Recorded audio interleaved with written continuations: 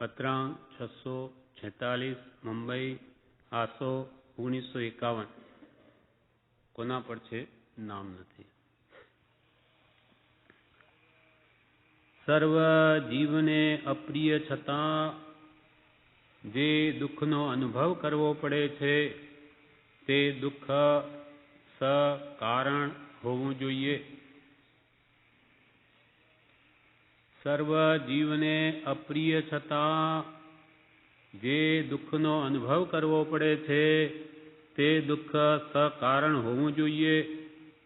એ ભૂમિથી મુખ્ય કરીને વિચારવાણની વિચાર શ્રેણી ઉદય પામે છે અને તે પરથી અનુક્રમે આત્મા, કર્મ, પરલોક, મોક્ષાદી ભાવોનું સ્વરૂપ સિદ્ધ થયું હોય એમ જણાય છે. કૃપાળુદેવે કહ્યું કે સર્વ જીવને અપ્રિય છતાં જે દુઃખનો અનુભવ કરવો પડે છે તે દુઃખ સકારણ હોવું જોઈએ. આ જગતમાં રહેલા અનંત જીવો છે. તે બધાને દુઃખ અપ્રિય છે, સુખ પ્રિય છે. છતાં પણ સંસારી સર્વ જીવોને દુઃખનો અનુભવ કરવો પડે, દુઃખ ભોગવવું પડે. એનું કારણ શું? જે દુઃખ કોઈને ગમતું જ નથી, આધિ, વ્યાધિ, ઉપાધિ કે જન્મ જરા મૃત્યુનો કે ઇષ્ટ વિયોગ, અનિષ્ટ સંયોગ, રોગ વગેરે, છતાં પણ એ સંસારી જીવોને એ દુઃખ ભોગવવું પડે તો એનું કંઈક કારણ હોવું જોઈએ. જે વસ્તુ ગમે જ નહીં, દુઃખ કોઈને ગમે નહીં, છતાં કેમ ભોગવવું પડે? તો કે એનું કંઈક કારણ હોવું જોઈએ. સર્વ જીવને અપ્રિય છતાં જે દુઃખનો અનુભવ કરવો પડે છે તે દુઃખ સકારણ હોવું જોઈએ. એ ભૂમિથી મુખ્ય કરીને એટલે આ વાતના આધારથી વિચારવાણની વિચાર શ્રેણી ઉદય પામે છે. જે ખરા વિચારવાન છે એની વિચાર શ્રેણી ઉદય પામે કે આમ કેમ બને છે? જે વસ્તુ મને નથી જોઈતી, નથી ગમતી, છતાં કેમ ભોગવવી પડે? એ ભૂમિથી મુખ્ય કરીને વિચારવાણની વિચાર શ્રેણી ઉદય પામે છે. વિચારવાનો હોય તેને આ વિચાર આવે કે મને દુઃખ નથી જોઈતું તો મારે શા માટે ભોગવવું? એ ભૂમિથી એટલે એ વાતના આધારથી મુખ્ય કરીને વિચારવાની વિચાર શ્રેણી ઉદય પામે છે અને તે પરથી અનુક્રમે, તે વિચાર ઉપરથી અનુક્રમે આત્મા, કર્મ, પરલોક, મોક્ષ આદિ ભાવોનું સ્વરૂપ સિદ્ધ થયું હોય એમ જણાય છે. કૃપાલ કે પહેલા વિચારવાને એવો વિચાર ઉદ્ભવ્યો હશે કે આ દુઃખ નથી જોઈતું છતાં મારે કેમ ભોગવવું પડે? તો એનું કારણ શું? એ કારણનો વિચાર કરતા પછી એને આત્મા છે અને કર્મને લઈને આ બધી વ્યાધિ, દુઃખ વગેરે ભોગવવા પડે અને એ દુઃખ કર્મ ક્યાં બાંધ્યા? અહીંયા તો જીવ હજુ જન્મ્યો જ હોય અને એને દુઃખ બાંધ્યા ક્યાં? એવા ઘરમાં જન્મે કે જેને ગરીબ ઘરમાં માંડ પેટ ભરાતું હોય, ત્યાં જન્મ્યો શા માટે? કોઈની ઈચ્છા તો એવી નહીં થાય કે હું ગરીબ ઘરમાં જન્મું કે જેથી મને ખાવાનું નહીં મળે, માંડ રહેવાનું પણ સાધન ન હોય, છતાં કેમ જન્મવું પડ્યું? તો કે છે કે એને પૂર્વે જેવા કર્મ કર્યા એટલે એને ઝૂંપડપટ્ટીમાં જન્મ લીધો. નહીં તો એને કે કર્મને આધીન ત્યાં જન્મ. કર્મ કર્યા ક્યાં? હજુ તો જન્મ્યો છે. તો કે પૂર્વભાવમાં. એનો મતલબ કે પુનર્જન્મ છે, કર્મ પણ છે, આત્મા કરતા પણ છે, કરતા છે માટે ભોગતા પણ છે, અને આત્મા પણ છે, નિત્ય પણ છે, માટે તે અહીંયા જન્મ્યો. એટલે અહીંયા કૃપાલે કે વિચારવાની વિચાર શ્રેણી એ કારણે ઉદય પામી હશે કે અનુક્રમે આત્મા, કર્મ, પરલોકમાં કર્મ બાંધ્યા માટે અહીંયા ભોગવવા પડે અને મોક્ષ એ સર્વ દુઃખથી મુક્તિ, એનું નામ મોક્ષ છે. સર્વ દુઃખથી મુકાવવું એનો ઉપાય શું? એ પણ એ મહાત્માએ વિચારવાને શોધ્યો અને એને ઉપાય શોધી કાઢ્યો કે સમ્યક દર્શન જ્ઞાન ચારિત્રાણી મોક્ષ માર્ગ. મોક્ષ પ્રાપ્તિનો ઉપાય શું? તો કે સાચું જ્ઞાન, સાચું દર્શન અને સાચું આચરણ એ જ મુક્તિનો ઉપાય છે. તે પરથી અનુક્રમે આત્મા, કર્મ, પરલોક, મોક્ષ આદિ બધા જ ભાવો, જીવ, અજીવ, આશ્રવ, સમર, બંધ, મોક્ષ, નિર્જરા, પાપ, પુણ્ય વગેરે કે છ દ્રવ્યોનું સ્વરૂપ એ બધું છ પદ આદિ ભાવોનું સ્વરૂપ સિદ્ધ થયું હોય એમ જણાય છે. વર્તમાનમાં વળી આત્મા છે તે નિત્ય છે એ ભાવ દ્રઢ કરાવવા કૃપાલદેવ આગળ જણાવે છે. વર્તમાનમાં જો પોતાનું વિદ્યપણું છે, વિદ્યમાનપણું છે, તો ભૂતકાળને વિશે પણ તેનું વિદ્યમાનપણું હોવું જોઈએ અને ભવિષ્યમાં પણ તેમ જ હોવું જોઈએ. વર્તમાનમાં પોતાનું વિદ્યમાનપણું છે. વર્તમાનમાં હું વિદ્યમાન છું. મારો આત્મા, મારા આત્માનું અસ્તિત્વ હમણાં આ ભાવમાં છે. વર્તમાનમાં જો પોતાનું વિદ્યમાનપણું છે તો ભૂતકાળને વિશે પણ તેનું વિદ્યમાનપણું હોવું જોઈએ. હમણાં હું છું તો ભૂતકાળમાં પણ હું હતો, આગલા ભૂમે હતો, નહીં તો અજન્મ એવો આત્મા તે અહીંયા આવ્યો ક્યાંથી? વર્તમાનમાં જો પોતાનું વિદ્યમાનપણું છે તો ભૂતકાળની વિશે પણ તેનું વિદ્યમાનપણું હોવું જોઈએ અને ભૂતકાળમાં હતો તો હું વર્તમાનમાં છું અને વર્તમાનમાં છું તો ભવિષ્યકાળે પણ હું રહીશ જ. કેમ કે ભૂતકાળમાં મારું મરણ થયું નહીં, આત્માનું માટે હમણાં અહીંયા છું, તો પછી ભૂતકાળમાં મર્યો નહીં એટલે આ કાળમાં હું મરવાનો નથી, એટલે ભવિષ્યકાળમાં હું રહેવાનો.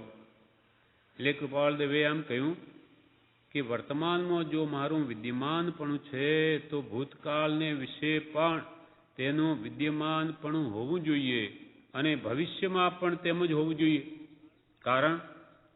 કારણ કે આત્માની ઉત્પત્તિ અને નાશના કોઈ સંયોગો દેખાતા જ નથી. કોઈ સંયોગોથી નહીં, જેની ઉત્પત્તિ થાય માટે નાશ ન તેનો કોઈમાં, તેથી નિત્ય સદા. કોઈ પણ સંયોગો ભેગા કરવાથી આત્માની ઉત્પત્તિ નથી, માટે એનો ત્રણેય કાળમાં નાશ પણ નથી. કોઈ પણ પદાર્થના ભેગા કરવાથી જ્યારે આત્મા ઉત્પન્ન ન થઈ શકે, જ્યારે ઉત્પન્ન જ ન થઈ શકે એનો નાશનો ક્યાં પ્રશ્ન છે? એટલે કહ્યું અને ભવિષ્યમાં પણ તેમ જ હોવું જોઈએ. આ પ્રકારના વિચારનો આશ્રય મુમુક્ષુ જીવને કર્તવ્ય છે. જે મુમુક્ષુ છે, જે સંસારના દુઃખોથી છૂટવા માંગે, તેને તો આ વિચાર કરવો જોઈએ કે હું કોણ છું, ક્યાંથી થયો, શું સ્વરૂપ છે મારું ખરું, હું કોણ છું, ક્યાંથી અહીંયા આવ્યો, ક્યાં જવાનો, શું કરી રહ્યો છે, શું કર્તવ્ય છે. આવા વિચારનો આશ્રય મુમુક્ષુ જીવને અવશ્ય કર્તવ્ય છે. કોઈ પણ વસ્તુનું પૂર્વ પશ્ચાત હોવાપણું ન હોય તો મધ્યમાં તેનું હોવાપણું ન હોય એવો અનુભવ વિચારતા થાય છે.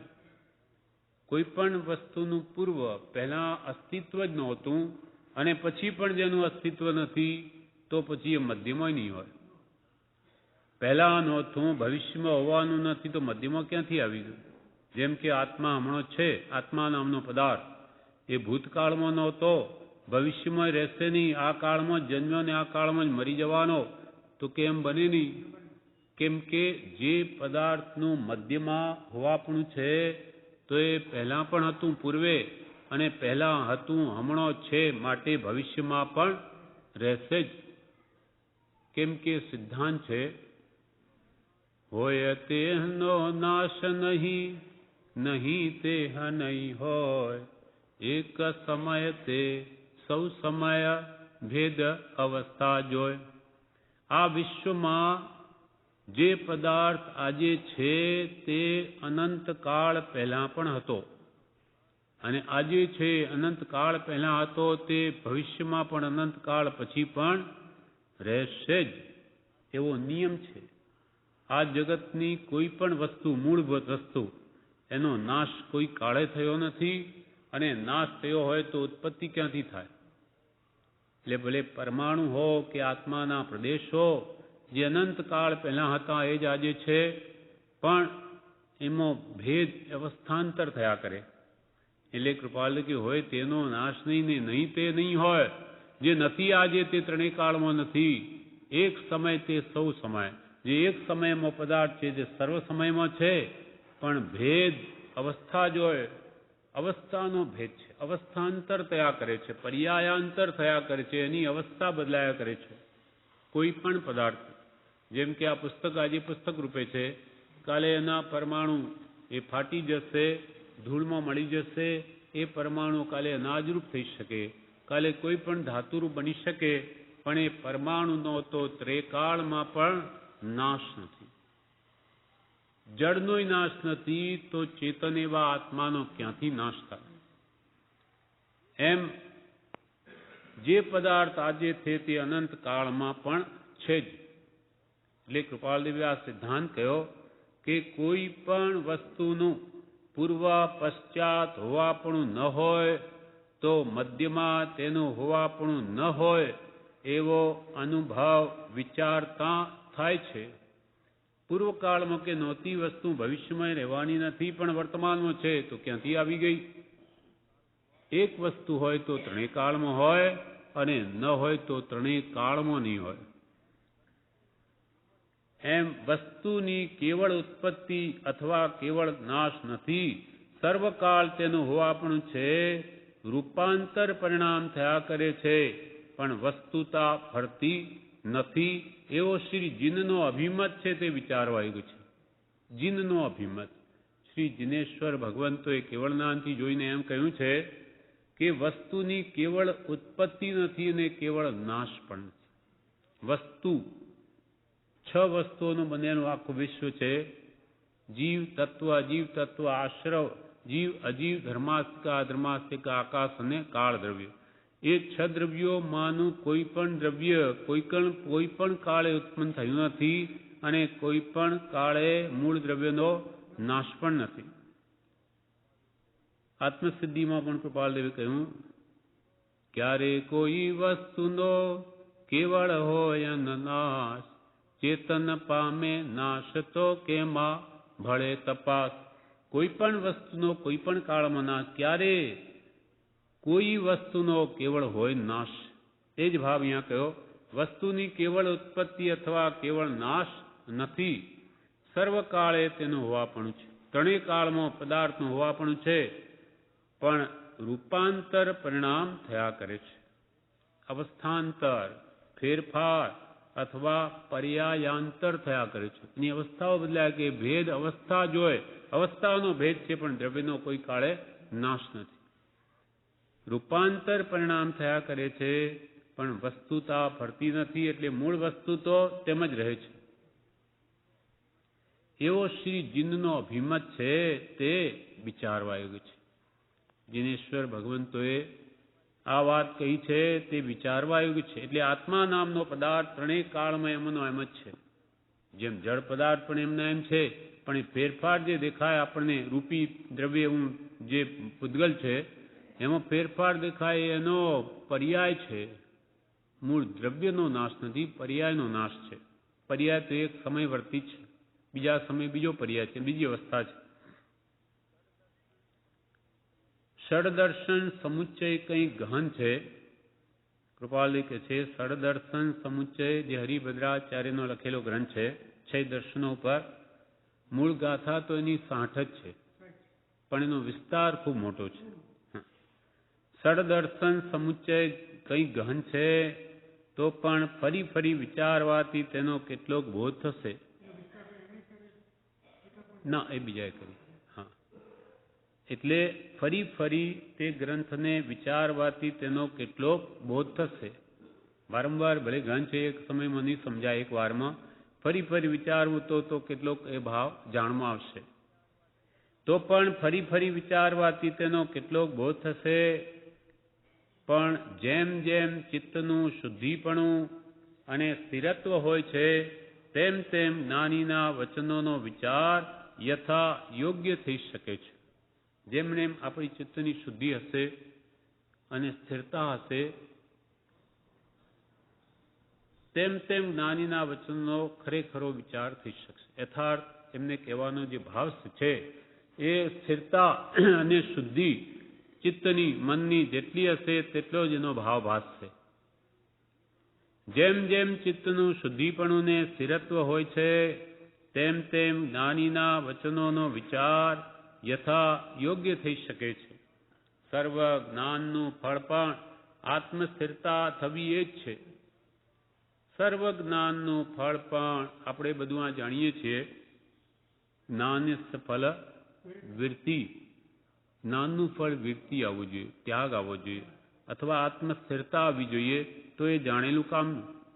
વૃત્તિ જે અનાદિથી ચંચળ છે એ બાહ્ય પદાર્થોનું, ભૌતિક પદાર્થનું સ્વરૂપ સમજાય એ પરથી મોહ ઘટે તો એ જ્ઞાન સાચું. મોહ ઘટે જ નહીં તો એ જ્ઞાન સમ્યક નથી. આવું તો જ્ઞાન દરેકની પાસે, આવું મિથ્યા જ્ઞાન તો છે જ. મિથ્યા દર્શન, મિથ્યા જ્ઞાન, મિથ્યા ચારિત્ર, પણ સત્પુરુષોએ આપેલું એને સમ્યક જ્ઞાન કહીએ છે. એ જો પરિણમીને એ સંસાર પ્રત્યેનો રાગ ઘટે તો એનું જ્ઞાન સાચું. જ્ઞાન તેનું નામ કે જે હર્ષ શોક વખતે હાજર થાય, અર્થાત હર્ષોક થવા દે નહીં, તો એ સમજ સાચી. સમજ સાર સંસાર મેં સમજુ ટાળે દોષ, સમજ સમજ કર જીવી ગયા અનંતા મોક્ષ. વસ્તુ સ્વરૂપ જ્ઞાનીઓ આપણને સમજાવે, એ સમજીને હે ને હે ગણીને મૂકી દે અને ઉપાધિને ઉપાધિ ગણીને ગ્રહણ કરે તો એ જ્ઞાન સાચું, તો એ જ્ઞાન પરિણમ્યું. નહીં તો સાંભળ્યું અને આ કાને કાઢી નાખ્યું તો એ તો કે શ્રવણ પ્રવણની મહેરમાં પવનની આવ્યું ને ગયું. મનનથી છાપ પડે, નિધિધ્યાસનથી ગ્રહણ થાય છે. એટલે કૃપાલે કે છે સદર્શન સમુચય ગહન ગ્રંથ છે, પણ ફરી ફરી વિચારવાથી તેનો કેટલોક બોધ થશે. જેમ જેમ ચિત્તનું શુદ્ધિપણું અને સ્થિરત્વ હોય છે, તેમ તેમ જ્ઞાનીના વચનોનો વિચાર યથા યોગ્ય થઈ શકે છે. સર્વ જ્ઞાનનું ફળ પણ આત્મસ્થિરતા થવી એ જ છે. એટલે કૃપાળદેવે કહ્યું છે,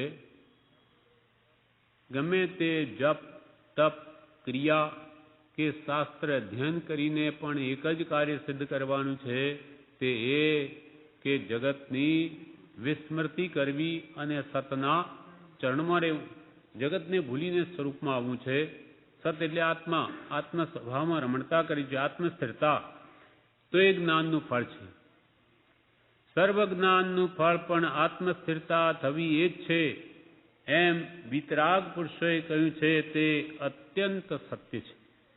કૃપાલી કે વિતરાગ પરમાત્માએ પણ એ જ વાત કરી છે કે સમ્યક જ્ઞાનનું ફળ આત્મસ્થિરતા અથવા વિરતિ આવવું જોઈએ, તો એ જ્ઞાન સમ્યક રીતે પરિણમ્યું કહેવાય.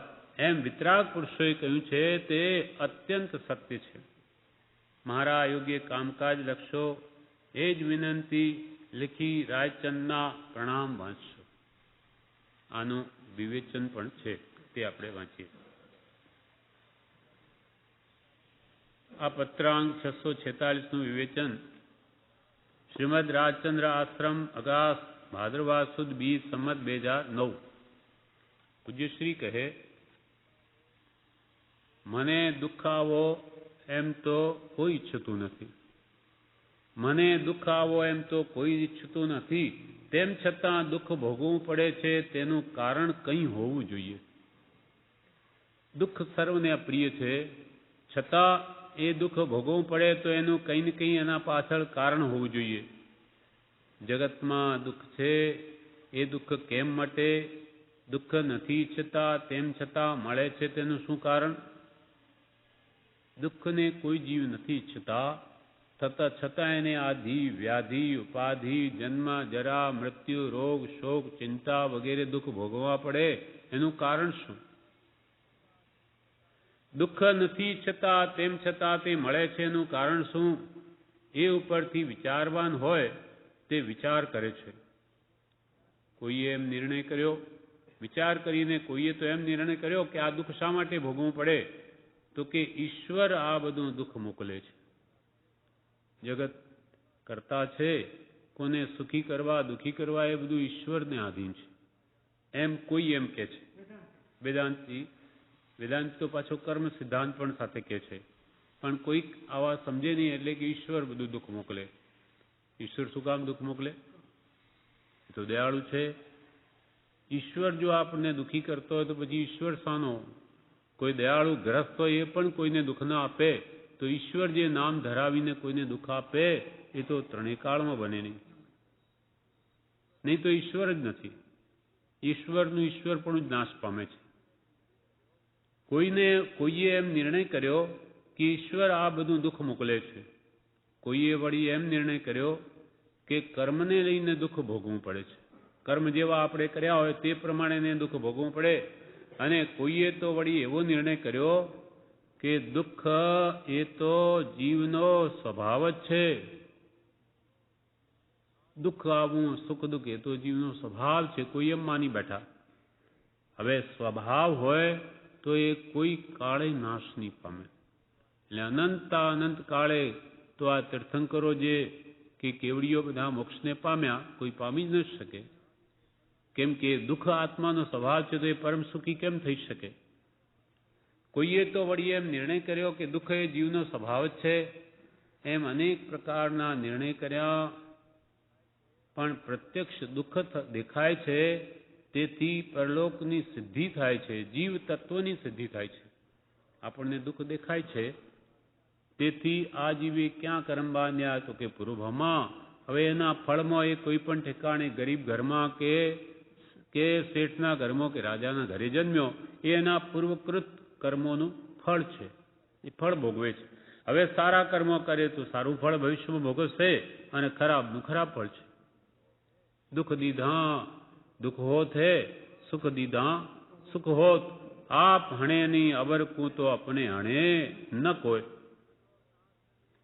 હોય તેહનો નાશ નહીં તેહ નહીં હોય, એક સમય તે સૌ સમય ભેદ અવસ્થા જોય. જે આ લોકમાં છે, આજે વિદ્યમાન છે, વર્તમાનમાં એ ત્રણેય લોકમાં છે. જે પદાર્થ આજે છે તે સર્વકાળમાં છે. એક સમયમાં છે તે સર્વકાળ સમયમાં છે. ભેદ જે આપણને દેખાય છે એ માત્ર રૂપાંતર છે, પર્યાયાંતર છે, અવસ્થાંતર છે, પણ મૂળ દ્રવ્યનો એથી નાશ થતો નથી. સમજાવવા માટે કહ્યું કે સોનું એ તો પૂતગલનો સ્કંદ છે, છતાં સમજાવવા માટે કહ્યું કે એની ત્રણ અવસ્થા. કે કોઈએ સોનાનું કડું બનાવ્યું, પછી એને ઈચ્છા થઈ કે હવે હું કડું ભાંગીને એની કંઠી બનાવી લઉં. ત્યારે એ સોનાની અવસ્થા જે પહેલાં કડા રૂપે હતી એને ભાંગી નાખી. એને સોના કડારૂપ પર્યાયનો નાશ થયો. કડારૂપ અવસ્થા નાશ પામી અને કંઠીરૂપ અવસ્થાનો જન્મ થયો. નવી કંઠીરૂપ અવસ્થા જન્મી, કડારૂપ અવસ્થા નાશ પામી, પણ સોનું તો તેનું તે. તેમ આપણો આત્મા પૂરો ભવે તિર્યંચ ભવમાં હોય, કાગડા કૂતરાના ભવમાં કે દેવમાં કે નરકમાં, આજે મનુષ્ય ભવમાં છે.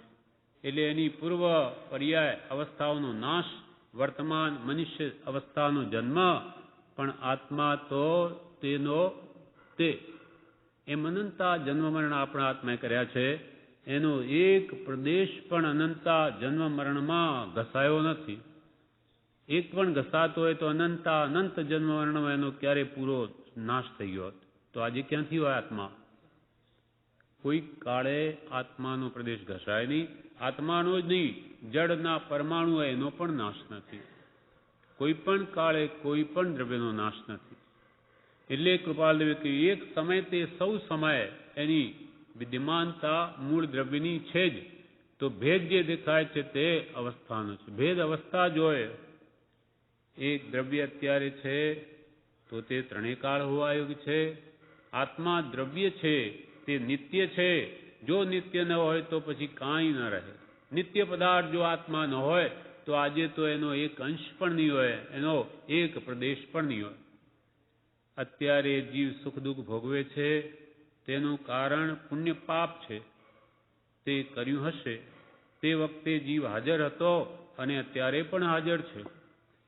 આપણા આત્માએ જેવા પાપ કે પુણ્ય કર્મ બાંધ્યા પૂર્વ ભવે તેના જ ફળ આપણે ભોગવીએ છીએ આજે. એટલે કે આપણને રોગ આવે, દુઃખ આવે, કંઈ પણ આપત્તિ આવે કે કંઈ વિષમ ઉદય આવે તો કોઈના પર દોષ આપવો નહીં, એમ જ્ઞાની પુરુષો કહે. કેમ કે તારું જ બાંધેલું આ પૂર્વ પુણ્ય કે પાપનું ફળ છે, માટે કોઈને દોષ ન દેવો. કહ્યું છે, મત દિયો દુજોને દોષ ઓટો કર્મરો. મારવાડીમાં કહેવાય છે, બોલે છે કે મત દિયો દુજોને દોષ, બીજાને દોષ મત આપો, આ કર્મનો આંટો છે. તને જે દુઃખ આવ્યું એ કર્મના કારણે શું કામ બીજાનું નામ લે છે? તે જો કર્મને બાંધ્યા હોય તો આ વિશ્વમાં કોઈ એવી તાકાત નથી કે જે તને દુઃખી કરી શકે. અને તે અનંત કર્મ બાંધીને આવ્યો હોય અશાતા વેદની, તો દુનિયામાં એવી કોઈ શક્તિ નથી કે જે તને સુખી કરી શકે. પણ મંદ ઉદય હોય તો એમાં કદાચ અસર કરે દવા વગેરે, બાકી તીવ્ર ઉદયમાં તો એ પણ કાંઈ નહીં કરી શકે.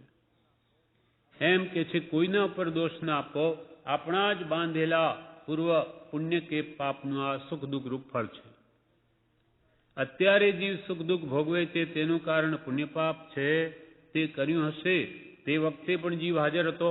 કોણે બાંધ્યા પુણ્ય પાપ? શુભ અશુભ ભાવ કોણે કર્યા? આત્માએ જ કર્યા. માટે આજે પણ એના ફળ તે જ ભોગવે છે. તે સમયે જે જીવ હાજર હતો તે જ જીવ આજે પણ હાજર છે. જે કર્મ બાંધતી વખતે જે જીવ હાજર હતો તે જ અત્યારે ભોગવતી વખતે પણ જીવ હાજર છે, તો ભવિષ્યમાં પણ હાજર રહેશે.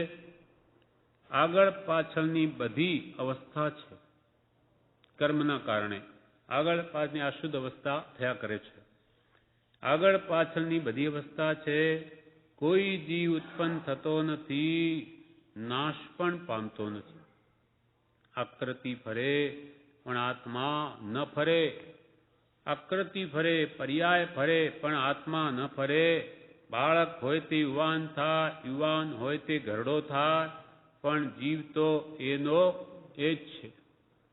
બાળાદિ વય ત્રણેયનું જ્ઞાન એકને થાય. આપણે જ બાળક હતા, આપણે જ વૃદ્ધ થઈશું. આત્મા આપણને ખબર છે કે આ બાલ્યાવસ્થા આપણી કેવી હતી, શું કરતા હતા. એટલે એનો એક જીવ આજે આ અવસ્થામાં છે, કાલે વૃદ્ધાવસ્થામાં હશે. આ આયુષ્ય પૂરું થઈ ફરી કોઈ નવો દેહ ધારણ કરશે, પણ આત્મા તો તેનો તે જ છે. આત્મા કોઈ કાળે ઘરડો થતો નથી. આત્માનું કોઈ કાળે મૃત્યુ નથી. બાળક હોય તે યુવાન થાય, યુવાન તે ઘરડો થાય, પણ જીવ તો એનો એ જ છે. આત્મસિદ્ધિમાં કૃપાળદેવે કહ્યું, આત્મા દ્રવ્ય નિત્ય છે, પર્યાય પલટાય, બાળાદિ વય ત્રણ્યનું જ્ઞાન એકને થાય. આત્મા પણ એક દ્રવ્ય છે. જેમ પૂતગલ દ્રવ્ય રૂપી હોવાથી આપણને આ બધી પુસ્તક વગેરે કપડાં દેખાય, ઘટપટ આદિ જાણતું, તેથી તેને માન પણ જાણનાર તે માન નહીં કહીએ. કેવું જ્ઞાન? આ તારું જ્ઞાન કેવું કે જાણનાર એવા આત્માને જ તું માને નહીં. ઘટ એટલે ઘડાને માને, પટ એટલે કપડા આદિ જગતની જે વસ્તુઓ રૂપી પદાર્થ છે દેખાય એને માને, પણ દેખનાર એવો જો આત્મા ન હોય તો એ વસ્તુને કોણ કહે કે આ ઘડો છે કે કપડાં છે? તો કે તું વસ્તુને માને પણ વસ્તુના જાણનારને ન માને, તો એ તારું જ્ઞાન કેવું? એમ આત્મા પણ એક દ્રવ્ય છે જે સ્વપર પ્રકાશક છે. એ પોતાને પણ જાણી શકે છે ને પરને પણ જણાવી શકે એવું જ્ઞાન દર્શન વાળું, જ્ઞાન ગુણ દર્શન ગુણ આત્માનો મુખ્ય ગુણ છે, એવું આ જીવ દ્રવ્ય છે. આત્મદ્રવ્ય છે, તે નિત્ય છે. ત્રણેય કાળમાં એનું અસ્તિત્વ બન્યું રહે છે. કોઈ કાળે જેમ કોઈ બીજા દ્રવ્યનો એટલે પદાર્થનો નાશ નથી, તેમ આત્માનો પણ ત્રણેય કાળમાં નાશ નથી. આત્મા દ્રવ્ય નિત્ય છે ને પર્યાય પલટાય. પર્યાય છે આ દેહ છે, મનુષ્ય દેહ, એ રીતે પલટાય, પણ મૂળ આત્મા તો તેનો તે જ છે. જેમ સોનાનું કડું એક કંઠી બની ગઈ, કડારૂપ અવસ્થા ગઈ, કંઠીરૂપ અવસ્થા થઈ, પણ સોનું તો તેનું તે. જેમ આજે આપણે મનુષ્ય પર્યાયમાં છે, કાલે આ મનુષ્ય આયુષ્ય પૂરું થશે, આ દેહ છૂટી જશે, નવી અવસ્થા ધારણ થશે, પણ આત્મા તો તેનો તે જ છે. કેમ કે ત્રણેય કાળમાં એનો નાશ નથી. કેમ નાશ નથી? કેમ કે એનો કોઈ કાળે જન્મ નથી. અનુત્પન્ન એવો જીવ, તેને પુત્રપણે ગણવો કે ગણાવવાનું ચિત્ત રહેવું એ સૌ જીવની મૂળતા છે. કોઈ કાળે જન્મેલો નથી એવા આત્માને કે આ તો મારો પુત્ર અને આ મારા પિતા, કોઈ પ્રત્યે પુત્રપણું ને પિતાપણું માનીને પણ જીવે એમ જ કર્યું, માઠું જ કર્યું છે, મણા રાખી નથી. અને કોઈ પિતા કે પુત્ર થયા દીઠા નથી, થઈ શકતા નથી. આત્મા દ્રવ્યે નિત્ય છે, પર્યાયે પલટાય, બાલાદી બાળ, યુવાન વૃદ્ધ, બાળાદી વય અવસ્થા ત્રણેયનું જ્ઞાન તો એકને જ થાય છે. આપણો જ આત્મા છે. બાળ અવસ્થામાં તો એનું એ જ છે, યુવાવયમાં કે વૃદ્ધાવસ્થામાં. પર્યા એ વસ્તુની અવસ્થા છે. પર્યા એ વસ્તુની અવસ્થા છે. તે અવસ્થા પલટાય, પણ આત્મા મૂળ દ્રવ્ય નાશ ન પામે. પણ આત્માનું જે મૂળ દ્રવ્ય છે પોતે જ એ કોઈ કાળે નાશ ન પામે. દેહ એ પર્યાય છે. દેહ એ પર્યાય છે, એનો નાશ થાય, પણ આત્માનો નાશ ન થાય. દેહ નાશ પામે એવા અનંતા પર્યાય એટલે અવસ્થાઓ આત્માની થઈ છે અનંત દેહ રૂપે, પણ એ આત્માનો કોઈ કાળે નાશ થયો નથી. દેહ છે તે પર્યાય છે, એનો નાશ થાય પણ આત્માનો નાશ ન થાય. પરમાણુનો પણ તદ્દન નાશ થતો નથી. પૂતગલના પરમાણુ હોય, આત્માના પ્રદેશ હોય, પૂતગલના પરમાણુ કહેવાય, પણ એ અનંતા પૂતગલ પરમાણુ ભેગા થાય ત્યારે જ દ્રષ્ટિગોચર થાય. આપણી આંખે કોઈ પણ વસ્તુ દેખાય નાનામાં નાની, તેમાં પણ અનંત પૂતગલ પરમાણુ રહેલા છે. એના અનંત વિભાગ થઈ શકે. એટલો સૂક્ષ્મ પરમાણુ છે. એ રૂપી હોવા છતાં એ કેવડી જોઈ શકે. પરમાણુનો પણ તદ્દન નાશ થતો નથી. દ્રવ્ય દ્રષ્ટિ કરવા માટે આ કહ્યું છે. મૂળ આપણી દ્રષ્ટિ દ્રવ્યવાળી થાય, આત્મદ્રષ્ટિ થાય, એના માટે આ કહ્યું છે. કેમ કે દ્રવ્ય દ્રષ્ટિ થાય તો રાગદ્વેષ ઘટે છે. આપણી પર્યાય દ્રષ્ટિ છે, માટે આ શરીર દેખાય આપણને. દ્રવ્ય દ્રષ્ટિ જ્ઞાની પુરુષોની હોય છે, એને આત્મા દેખાય છે પહેલા. પ્રભુ કે એમને પહેલા આત્મા દેખાય છે. આ બધા આત્મા છે, કેમ કે પોતાને આત્માનું વેદન છે. અને પછી આ શરીર તરફ ધ્યાન આવે કે આ પૂતગલનું બનેલું શરીર, એમાં કર્મને કારણે આત્મા બંધાયેલો છે. એ શરીર એ આત્માનું સ્વરૂપ નથી. પ્રભુ આ બધા હાલતા ચાલતા મળદા છે. એમાં રહેલો ચૈતન્ય ચમત્કાર એ આત્મા એ તો આ દેહથી ભિન્ન છે, જુદો છે. એ અનંત શક્તિમાન છે, પણ એની શક્તિને બહાર લાવવા જે પુરુષાર્થ કરે તો આવે, નહીં તો કોઈ કાળે નહીં આવે. શક્તિ રૂપે તો કેવળનાન છે આત્મામાં, પણ જે પ્રગટાવે સર્વજીવ છે સિદ્ધ સમ, પણ જે સમજે તે થાય. અને સમજવા માટે સદગુરુ આજ્ઞા જીન દશા નિમિત્ત કારણમાં, આ નિમિત્તોને સેવે, જીન દશાનો લક્ષ્ય રાખે, સદગુરુની આજ્ઞાએ વર્તે તો પોતાનું સિદ્ધત્વ જરૂર પ્રગટે. દ્રવ્ય દ્રષ્ટિ કરવા માટે આ કહ્યું છે. પર્યાય દ્રષ્ટિ છે તે જ દેખત ભૂલી છે. દેખે છે ને ભૂલે છે. એટલે પર્યાયને દેખે એને દ્રવ્યને ભૂલે છે. પર્યાય દ્રષ્ટિ છે તે જ દેખત ભૂલી છે. પર્યાયને દેખે છે અને દ્રવ્યને ભૂલે છે. કેમ કે દ્રવ્ય દ્રષ્ટિ હજુ જીવની થઈ નથી. આત્મા જાણ્યો નથી, એનું સુખ અનુભવ્યું નથી. માટે જ્યાં જ્યાં નજર પડે ત્યાં શરીર એને દેખાય અને તેમાં રાગદ્વેષ થાય છે. એટલે રાગદ્વેષ થાય એટલે સ્વરૂપને ભૂલી જાય છે. પર્યાય છે તે જ દેખત ભૂલી છે. દર્શનવાળોએ જે પોતાની માન્યતા કરેલી છે તેનું વર્ણન થોડીક ગાથાઓમાં ષડ દર્શન સમુચ્ચયમાં હરિભદ્રાચાર્ય કર્યું છે. સદર્શન સમુચ્ચય ગ્રંથ 60 ગાથાનો હરિભદ્રાચાર્ય લખ્યો છે. એમાં 6 મુખ્ય જે ધર્મો ગણા, જૈન ધર્મ, બૌદ્ધ ધર્મ, નૈયાયિક, વૈશેષિક, સાંખ્ય અને જૈન, વેદાંત, અને નાસ્તિકને પણ દર્શન ગણ્યું, અને બૌદ્ધ દર્શન. આ પ્રમાણે 6 દર્શનોનો એમાં સમાવેશ કરી અને થોડી થોડી ગાથામાં એનો ભાવ સમજાવ્યો છે. મૂળ તત્વ એ લોકો શું માન્યતા છે તે.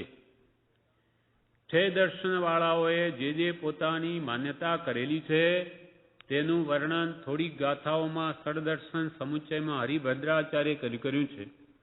એ ગ્રંથ છે તો ટૂંકો 60 ગાથાનો, પણ એની ટીકા બહુ લાંબી કરી છે. રાગ દ્વેષ રહિત જેમ જેમ મન થાય, ચિત્ત શુદ્ધ થાય, ચિત્ત સ્થિર હોય, તેમ તેમ જ્ઞાનીના વચનોનો વિચાર યથાર્થ થાય છે. રાગ દ્વેષ રહિત જેમ જેમ મન થાય, અર્થાત ચિત્ત જેમ જેમ શુદ્ધ થાય, જેટલા રાગ દ્વેષ ઘટે એટલી જ શુદ્ધિ થાય છે.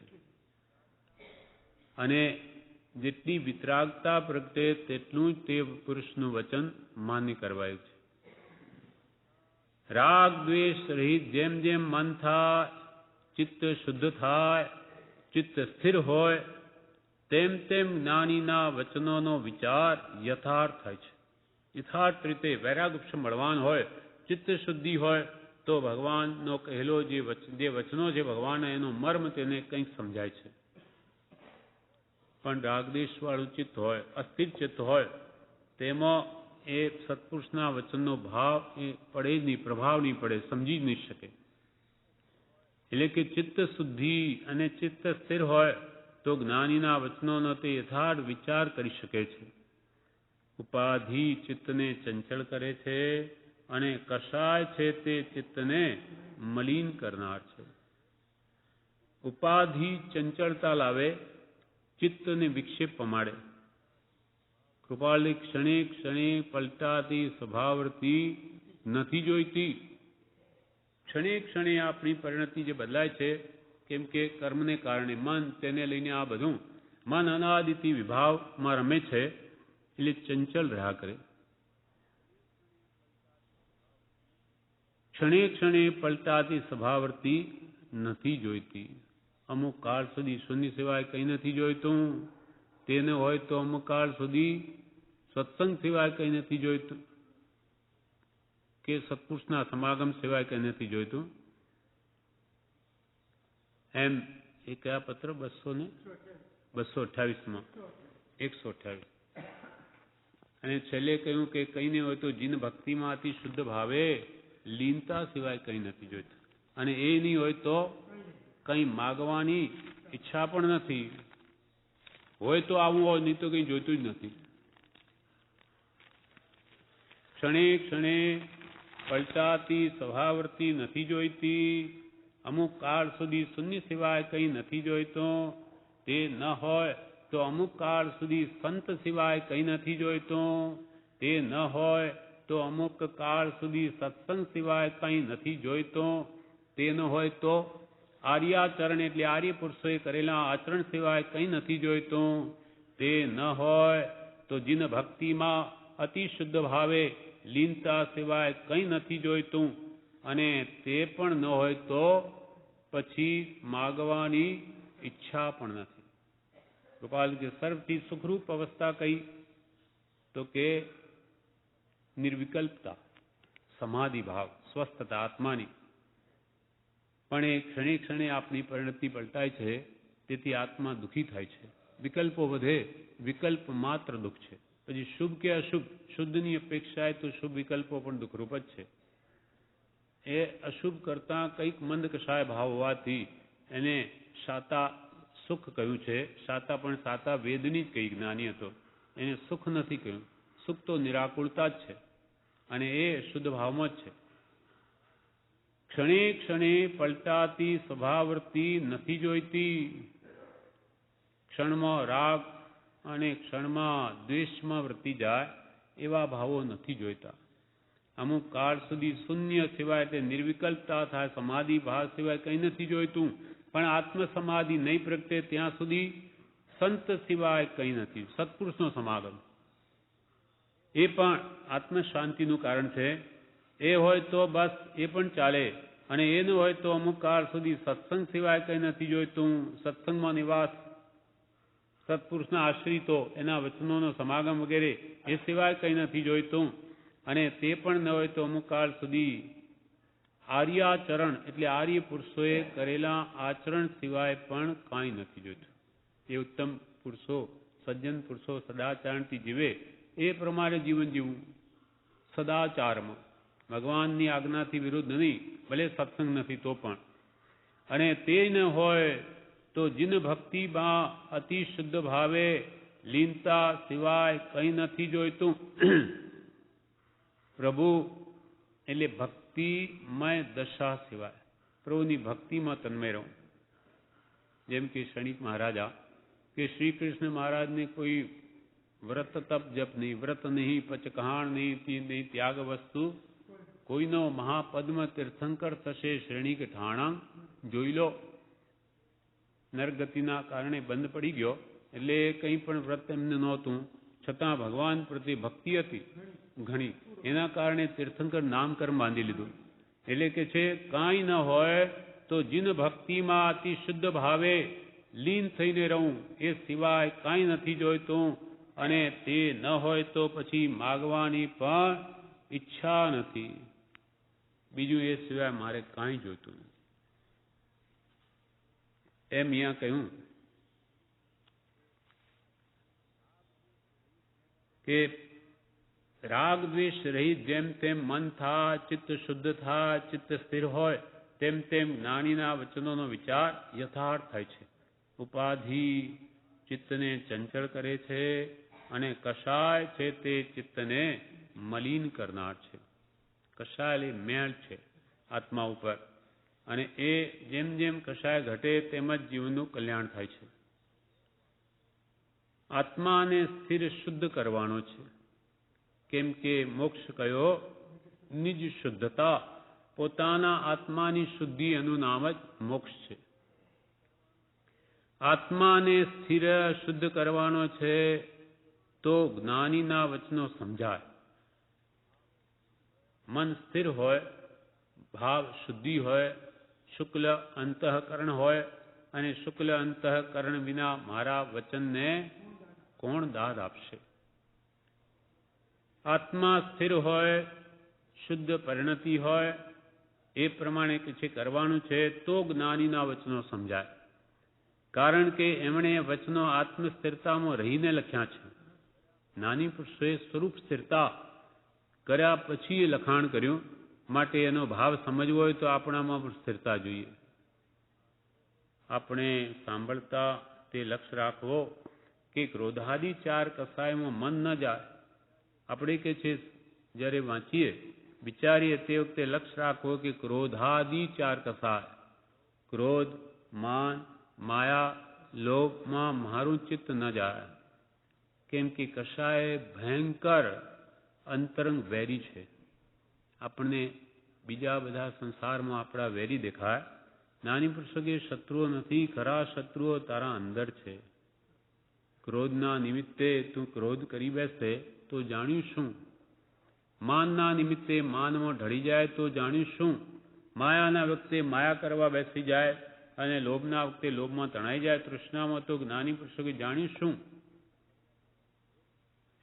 જાણ્યું તો તેનું કરું કે જે મોહે નવી લેપાવા કોઈ પણ નિમિત્ત આવીએ જો એ જ્ઞાન આવીને હાજર થાય અને કશાય ભાવમાં જીવને જવા ન દે તો એ જાણેલું સાચું.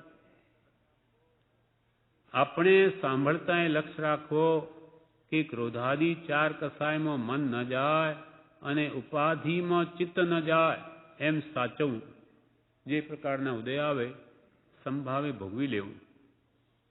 એ ઉપાધિમાં ચિત્ત ન જાય, મારાપણું નહીં થાય, કશાય ભાવો નહીં જન્મે તો એ સાંભળેલું કામનું.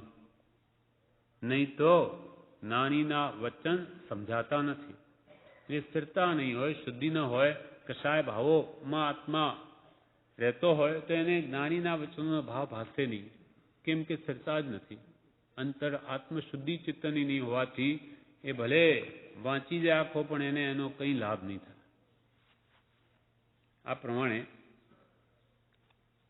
પત્રાંક 646 પૂરો થયો. હવે આગળ પત્રાંક 647 છે.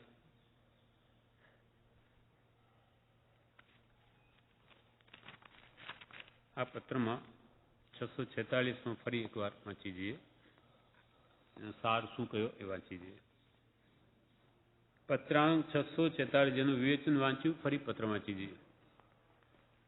સર્વ જીવને અપ્રિય છતાં જે દુઃખનો અનુભવ કરવો પડે છે તે દુઃખ સકારણ હોવું જોઈએ.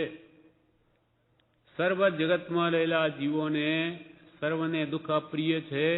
સુખ જ પ્રિય હોવા છતાં એમને દુઃખ શા માટે ભોગવવું પડે? તો કૃપાલ કે એમાં કંઈક કારણ હોવું જોઈએ. કારણ વગર કાર્ય થાય નહીં. એ ભૂમિથી એટલે એ આધારથી મુખ્ય કરીને વિચારવાની વિચાર શ્રેણી ઉદય પામે છે. વિચારવાની વિચાર શ્રેણી પણ આ પ્રમાણે ઉદય પામે કે જરૂર એના પાછળ કંઈક કારણ હોવું જોઈએ. મને ગમતું નથી, ઇષ્ટ વિયોગ, અનિષ્ટ સંયોગ, અનિષ્ટનો સંયોગ થઈ જાય અને ઇષ્ટ હોય તેનો વિયોગ થઈ જાય, કે અકસ્માત ભયંકર ઉપાધિ આવી પડે, રોગ આવી પડે, દુઃખ માનસિક પીડાનું કારણો આવી પડે, એ ગમતા જતા કેમ પડે છે? એ ભૂમિથી એટલે એ આધારથી કરીને વિચારવાની વિચાર શ્રેણી ઉદય પામે છે અને તે પરથી અનુક્રમે આત્મા, કર્મ, પરલોક, મોક્ષ આદિ ભાવોનું સ્વરૂપ સિદ્ધ થયું હોય એમ જણાય છે. કે આવા કારણોથી જે ગમતું નથી છતાં કેમ ભોગવવું પડે, એ કારણથી જ અનુક્રમે આત્મા છે. તે જેવા કર્મ બાંધે તેના ફળ તેવા ભોગવવા પડે. ભોગવવા ક્યાં બાંધ્યા? હજુ જન્મ્યો જ આવા સ્થાનોમાં છે દુઃખના કારણોમાં, તો કે જે પરલોકમાં બાંધ્યા. પુનર્ગય ભવે બાંધ્યા આગલા ભવમાં, માટે આ ભવમાં ભોગવે છે એટલે પરલોક પણ છે. અને સર્વ દુઃખથી મુક્ત થવાની કામના જે મહાત્માઓને ઉત્પન્ન થઈ એને એના ઉપાય શોધ્યા કે આ જન્મ જરા મૃત્યુનો સંપૂર્ણ નાશ કેમ કરી શકા? કે આધિ વ્યાધિને ઉપાધિ એ સર્વ સંસારી જીવન દુઃખ આપે, એનો જળમૂળથી નષ્ટ થઈ શકે એવો ઉપાય છે? તો કે છે. એ મોક્ષપદ છે અને એ મોક્ષ મેળવવાના ઉપાય પણ છે. એ 6 પદ સિદ્ધ કરી બતાવ્યા. પોતે એ પ્રમાણે વર્તીને મોક્ષ પ્રાપ્તિ કરી અને આપણને પણ ઉપદેશ આપ્યો કે હે આત્માઓ, હે ભવ્ય આત્માઓ, તમને પણ આ પોતાના પરમાત્મા સ્વરૂપને પ્રગટાવવું હોય, શુદ્ધ સહજાત્મ સ્વરૂપને, તો એનો ઉપાય છે જ્ઞાન, દર્શન, સંયમાદિ, ભક્તિ આદિ. આ બધા મોક્ષપદના ઉપાય છે. એમ એ વિચારવાનને તે પરથી અનુક્રમે આત્મા, કર્મ, પરલોક, મોક્ષ આદિ ભાવોનું સ્વરૂપ સિદ્ધ થયું હોય એમ જણાય છે. અને પહેલો આત્મા છે તો આગળ બધી વાત ચાલે. એટલે આ કહે છે કે જે આત્માનું કે કોઈ પણ દ્રવ્યનું વર્તમાનમાં વિદ્યમાનપણું છે, હોવાપણું છે, તો ભૂતકાળમાં એનું હોવાપણું છે. ભૂતકાળમાં એ દ્રવ્ય નહીં હોય તો અહીંયા આવ્યું ક્યાંથી? વચનામૃત પત્રાંક 647. પત્રાંક 647 મુંબઈ આસો 1951. આ પત્રાંક કોના પર છે? નામ નથી. હા, ચારેમાં નામ નથી. આ પત્રમાં કૃપાલે લખે છે અગમ અગોચર નિર્વાણ માર્ગ છે. અગમ અગોચર નિર્વાણ માર્ગ છે, એમાં સંશય નથી. માટે પોતાની શક્તિએ સદ્ગુરુના આશ્રય વિના તે માર્ગ શોધવો અશક્ય છે એમ વારંવાર દેખાય છે.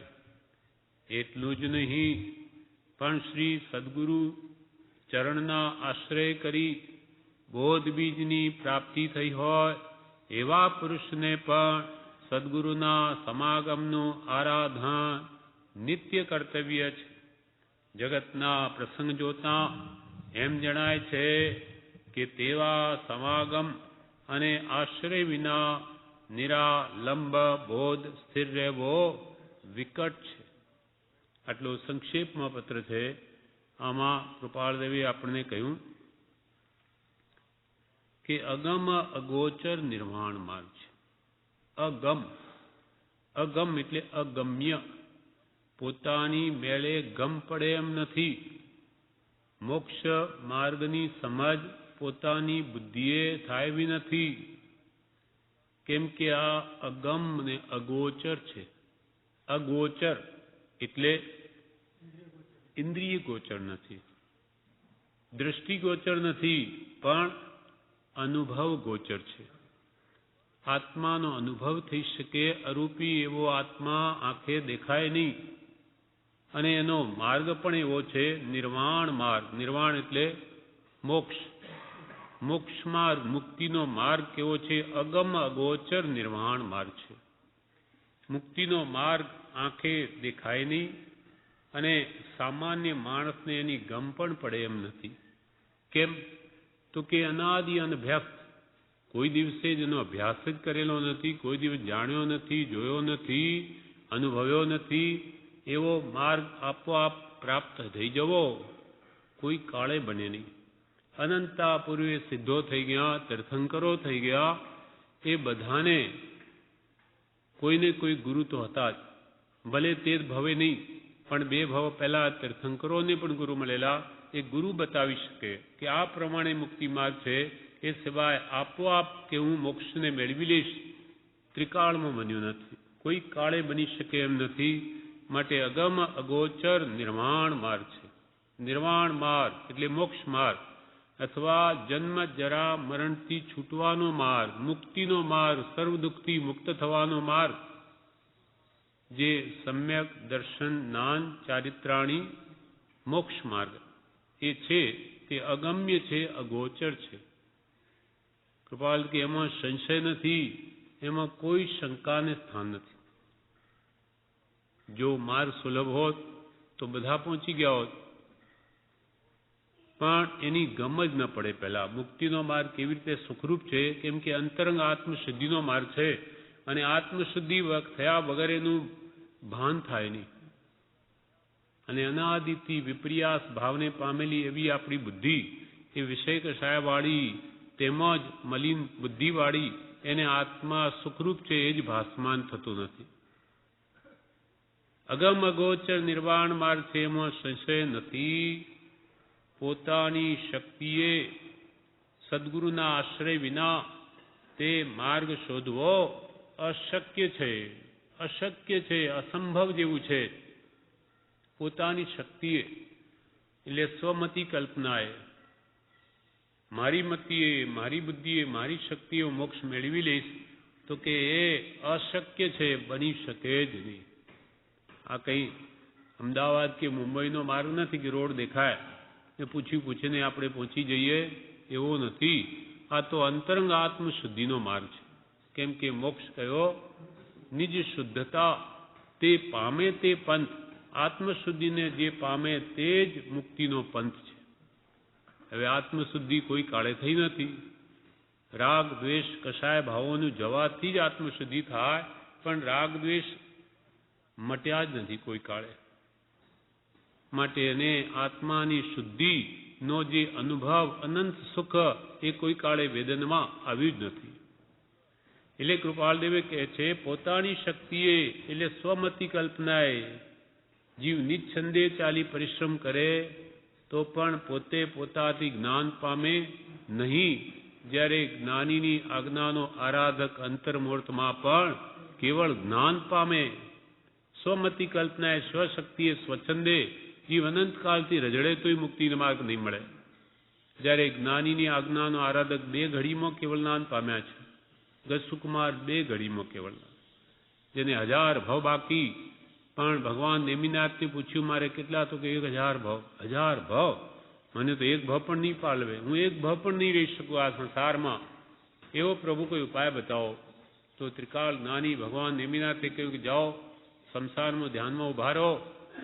એ જાણે છે કે ત્યાં શું ઉપસર્ગ આવવાના, એ કેવી રીતે સહન કરી શકશે, એ બધું એમના જ્ઞાનમાં તાદૃશ દેખાય. ત્યાં ગયા, તથાસ્તુ આપની આજ્ઞા શિરોધારી કરી ધ્યાનમાં ઉભા રહ્યા. એનો સસરો આવ્યો, માટીની પાળ બાંધી, અંગારા ભર્યા, સમતાએ સહન કરી, મને મોક્ષની પાઘડી બંધાવી, એમ કરીને 2 ઘડીમાં મુક્તિ મેળવી લીધી. જે 1000 ભવ છતાં દુર્લભ તે 2 ઘડીમાં. જ્ઞાનીની આજ્ઞાનો આરાધક 2 ઘડી 2 અંતર મુહૂર્તમાં એટલે 2 ઘડીની અંદર કેવળ જ્ઞાન પામે એવું જ્ઞાનીની આજ્ઞાનું મહાત્મ્ય છે. આણાય ધમ્મો આણાય તવો આજ્ઞાનું આરાધન એ ધર્મ આજ્ઞાનું આરાધન એ જ તપ છે. એટલે કૃપાળદેવે ટૂંકામાં મોક્ષ આત્મસિદ્ધિમાં કહ્યું કે રોકે જીવ સ્વચ્છંદ તો પામે અવશ્ય મોક્ષ. પણ ક્યારે સ્વચ્છંદને રોકે તો સ્વચ્છંદ ક્યારે રોકાય? જ્ઞાનીની આજ્ઞામાં વર્તીએ. એ કેમ કરીએ સ્વચ્છંદ રોકાય? સ્વ એટલે પોતાનો, છંદ એટલે ઈચ્છા. પોતાની ઈચ્છાએ પ્રવૃત્તિ મુક્તિ ન મળે. જ્ઞાની કહે તેમ કરે તો એ જાણે છે મુક્તિનો માર્ગ, તો જરૂર એ ગંતવ્ય સ્થાને પહોંચી શકે.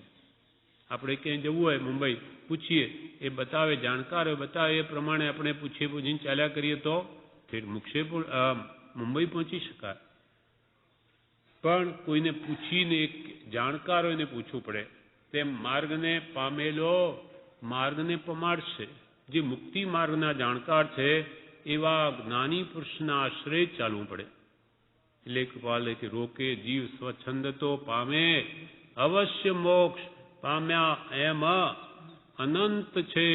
કોણે ભાખ્યું? ભાખ્યું જીન નિર્દોષ જેના હૃદયમાં અંતરમાં કોઈ દોષ નથી, 18 દૂષણથી રહિત એવા જીનેશ્વરે તીર્થંકરોએ કેવળ જ્ઞાનીઓએ ભાખ્યું કે મોક્ષનો માર્ગ આ છે કે જ્ઞાની કહે તેમ કર્યા કર. તું એ માર્ગનો જાણ છે, જાણકારે કેમ ચાલે જ જા. કંઈ પણ તારી કલ્પના કર્યા વગર તો ઠેઠ પહોંચી જશે. એટલે પ્રભુ શ્રી કે પ્રભુ લાંબા ટૂંકા કર્યા વગર બેસી રહો. તમને નવી નાવમાં સફરી જહાજમાં બેસાડ્યા છે. પછી નવું નાવડું જોઈ ને કૂદી પડો કે એના કરતો પેલું રંગીલું કેવું સુંદર લાગે આગળથી, દૂરથી, બહારથી, અને એમાં તમે કૂદી પડો તો પ્રભુ એના અમે જવાબદાર નથી, તમે જાણો.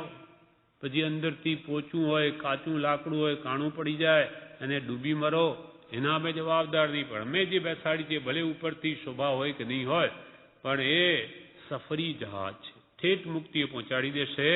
એવા પરમ કૃપાળુ દેવ તમને શોધીને આપ્યા છે. એની આજ્ઞાએ વર્તો, ઠેઠ પહોંચી જશો. અગમ અગોચર નિર્વાણ માર્ગ છે, એમાં સંશય નથી. પોતાની શક્તિએ એટલે પોતાની બુદ્ધિએ, સ્વમતી કલ્પનાએ, સદગુરુના આશ્રય વિના, એટલે સદગુરુના આશ્રય વિના, એના શરણ વિના, એની આજ્ઞા વિના તે માર્ગ શોધવો અશક્ય છે. અશક્ય છે એમ વારંવાર દેખાય છે. કૃપાલ કે અમને તો એ વારંવાર દેખાય છે કે સદગુરુ વગર કદી પણ જ્ઞાન પ્રાપ્તિ નહીં થાય. તો કેવળ જ્ઞાન ક્યાંથી પ્રગટે? ગુરુ બિન જ્ઞાન ન ઉપજે, ગુરુ બિન મિલે ન ભેદ, ગુરુ બિન સંશય ના મિટે. જય જય જય ગુરુદેવ. ગુરુદેવની જય હો કે ગુરુ બિન આત્મજ્ઞાન નહીં થા. ગુરુ બિન મિલે ન ભેદ, જે આત્મ રહસ્ય છે, ચૈતન્ય ચમત્કાર, જે સૃષ્ટિના લક્ષ્યમાં જ નથી. બહારનું બધું જોઈને એ જીવ તેને વળગી પડે છે, પણ ચૈતન્ય ચમત્કાર જેને પ્રાપ્ત થયો અને સુખરૂપ એવો આત્મા અનુભવાયો, તે તો સૃષ્ટિના લક્ષ્યમાં જ નથી. એટલે ગુરુ વગર કોઈ કાળે જ્ઞાન થાય નહીં. ગુરુ દીવો, ગુરુ દેવતા, ગુરુવિણ ઘોર અંધાર. અજ્ઞાન તિમિરાંધાનામ જ્ઞાનાંજન શલાકયા ચક્ષુરુન મીલિતમ યેન તસ્મૈ શ્રી ગુરવે નમઃ. કે અજ્ઞાન રૂપે અંધકારમાં અનાદિથી ભમતો મને જ્ઞાન રૂપે અંજન શલાકા આંજીને મારા દિવ્ય નેત્ર ખોલી દીધા. આત્મભ્રાંતિ ટાળી દીધી, સ્વમાં સ્વબુદ્ધિ કરાવી દીધી, પર જડમાં જડ બુદ્ધિ કરાવી દીધી. એવા ગુરુનો મહિમા અપરંપાર છે. એટલે ગુરુ દીવો છે, ગુરુ દેવતા. દેવતા એટલે પ્રભુ શ્રી કે દેવતા એટલે અગ્નિ. એ દેવતા કે એક કણના દેવતાથી કેટલું કે ક્ષેત્ર બળી શકે? કૃપાલદેવે પૂછેલું બાળકોને કાવીઠામાં, તો કે ગમે એટલું બળી શકે. પછી કૃપાલદેવ આખું વિશ્વ બળી શકે. એક તણખો અગ્નિનો હોય એમાં એને કનેક્શન મળ્યા જ કરે તો આખું બધું બાળી નાખે. તેમ ગુરુ દેવતા જેવા છે. એ પણ એક ઉપમા છે કે એ બધા અનંતા કાળના ભલે અનંત કર્મો હોય એને બાળીને ભસ્મીભૂત કરી દે. એટલે ગુરુ દીવો, આ જ્ઞાનરૂપી દીવો પ્રગટાવવા સમર્થ છે. દીવે દીવો પ્રગટે, ગુરુ દીવો ગુરુ દેવતા. અને ગુરુ વિણ ઘોર અંધાર. ગુરુ રવિ શશી કિરણ હજાર. રવિ જેવા પ્રતાપી, સૂર્ય જેવા પ્રતાપી અને ચંદ્ર જેવા શીતળતા આપનાર એનો ઉપદેશ. ગુરુ રવિ શશી કિરણ હજાર. પણ જે ગુરુ વાણી વેગળા તે રડવડિયા સંસાર. પણ જે ગુરુથી વાણીથી વેગળા છે એ તો સંસારમાં જ રજડ્યા છે. કેમ કે એમને સાચો આત્મસુખનો માર્ગ જ ખબર નથી, ક્યાંથી પામે. એટલે અહીંયા કે છે પોતાની શક્તિએ સદગુરુના આશ્રય વિના, એના શરણ વિના તે મોક્ષ માર્ગ શોધવો અશક્ય છે એમ અમને તો વારંવાર દેખાય છે. કૃપાળુ દેવે આના અનુસંધાન પત્રાંક 449 કહ્યું. હવે કૃપાલુ કે છે પત્રાંક 449, હવે એવો નિશ્ચય કરવો ઘટે છે કે જેને આત્મ સ્વરૂપ પ્રાપ્ત છે, પ્રગટ છે, તે પુરુષ વિના બીજો કોઈ તે આત્મ સ્વરૂપ યથાર્થ કહેવા યોગ્ય નથી. જેને આત્મ સ્વરૂપ પ્રાપ્ત છે, પ્રગટ પુરુષોત્તમ એવા સત્પુરુષ વિના કોઈ પણ વ્યક્તિ એ આત્મ સ્વરૂપ જણાવી નહીં શકે. આત્મા જેને જાણ્યો, જોયો, અનુભવ્યો તે જ આપણને એ આત્મ પ્રાપ્તિ કરાવી શકે, એ સિવાય બીજો કોઈ નહીં કરાવી શકે. હવે એવો નિશ્ચય કરવો ઘટે છે, એવું નક્કી કરી લેવું કે જેને આત્મ સ્વરૂપ પ્રાપ્ત છે, પ્રગટ છે, તે પુરુષ વિના બીજો કોઈ તે આત્મ સ્વરૂપ યથાર્થ કહેવા યોગ્ય નથી. અને તે પુરુષથી, આત્મ સ્વરૂપ પુરુષથી આત્મા જાણ્યા વિના બીજો કોઈ કલ્યાણનો ઉપાય નથી.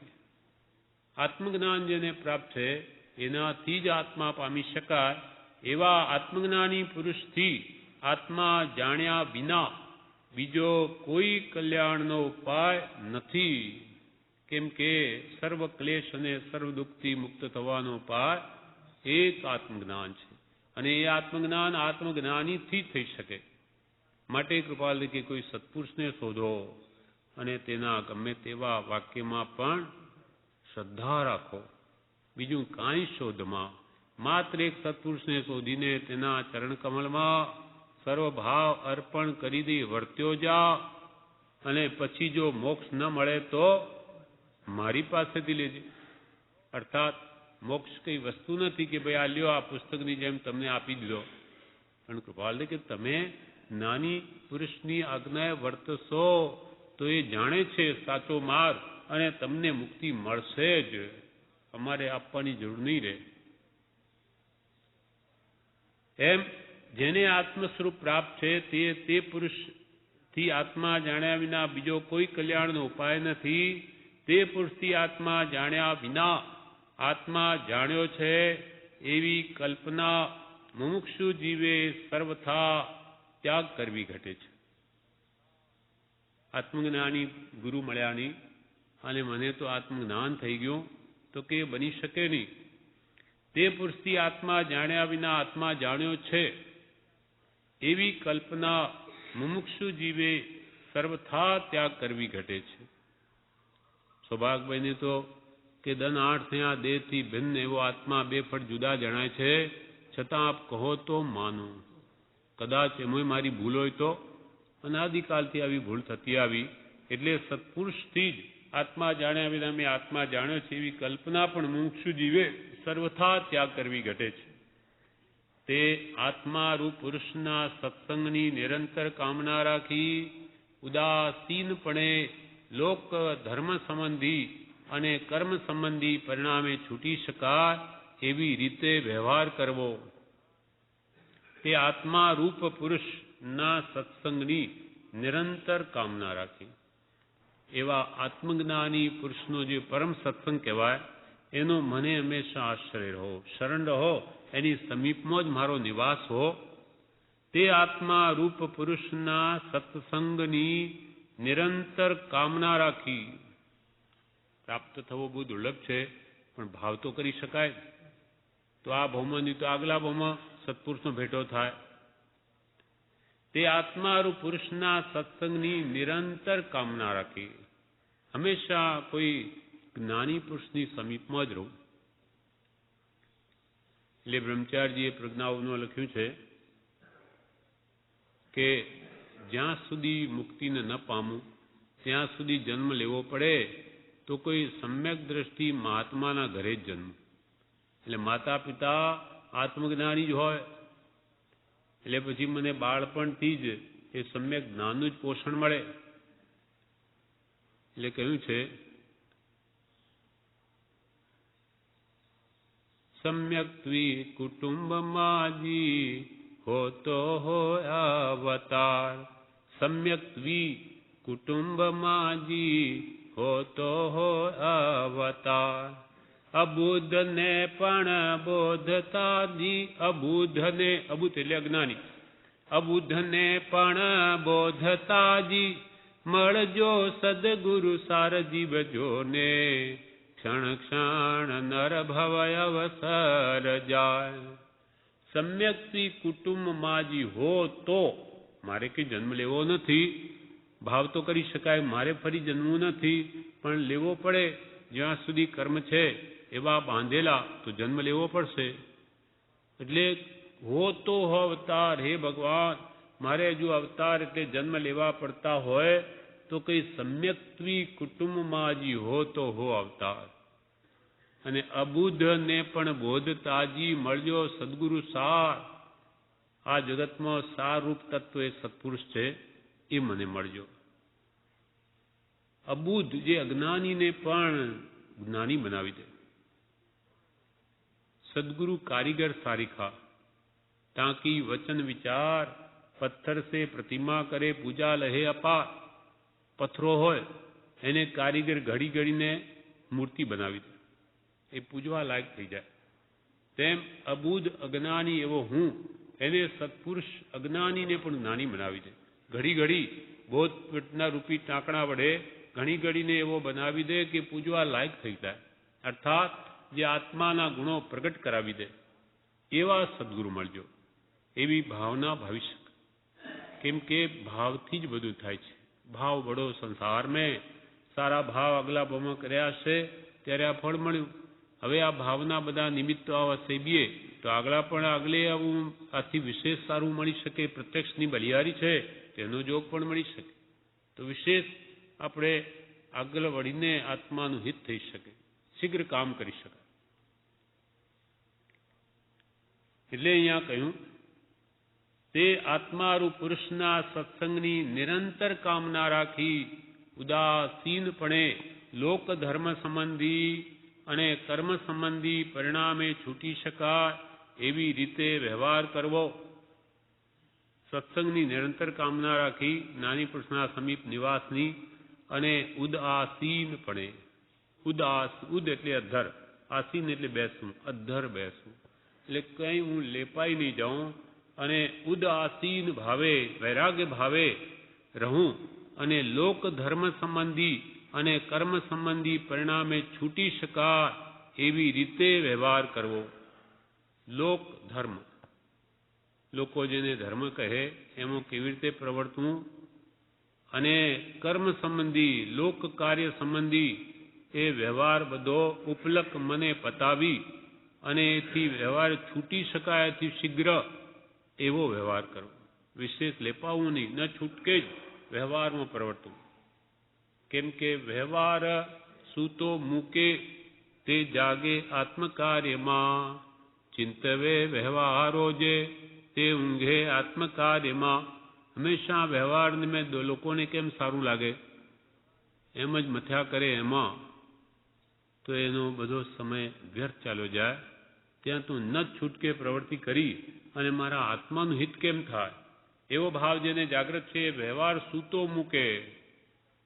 તે જાગે આત્મકાર્યમાં અને ચિંતવે વ્યવહારો જે હંમેશા સારું કેમ દેખાય એવા જ વ્યવહાર ચિંતવન કર્યા કરતો હોય તે ઊંઘે આત્મકાર્યમાં. તે આત્મકારમાં કામકાજમાં ઊંઘે છે એટલે એનું મનુષ્યભાવ નિષ્ફળ જાય છે. એમ પૂજ્યપાદ સ્વામીએ આ સમાધિ શતકમાં કહ્યું. ન છૂટકે અહીંયા પણ એ જ કહે છે, તે આત્મારૂપ પુરુષના સત્સંગની નિરંતર કામના રાખી ઉદાસીનપણે લોક ધર્મ સંબંધી અને કર્મ સંબંધી પરિણામે છૂટી શકાય એવી રીતે વ્યવહાર કરવો.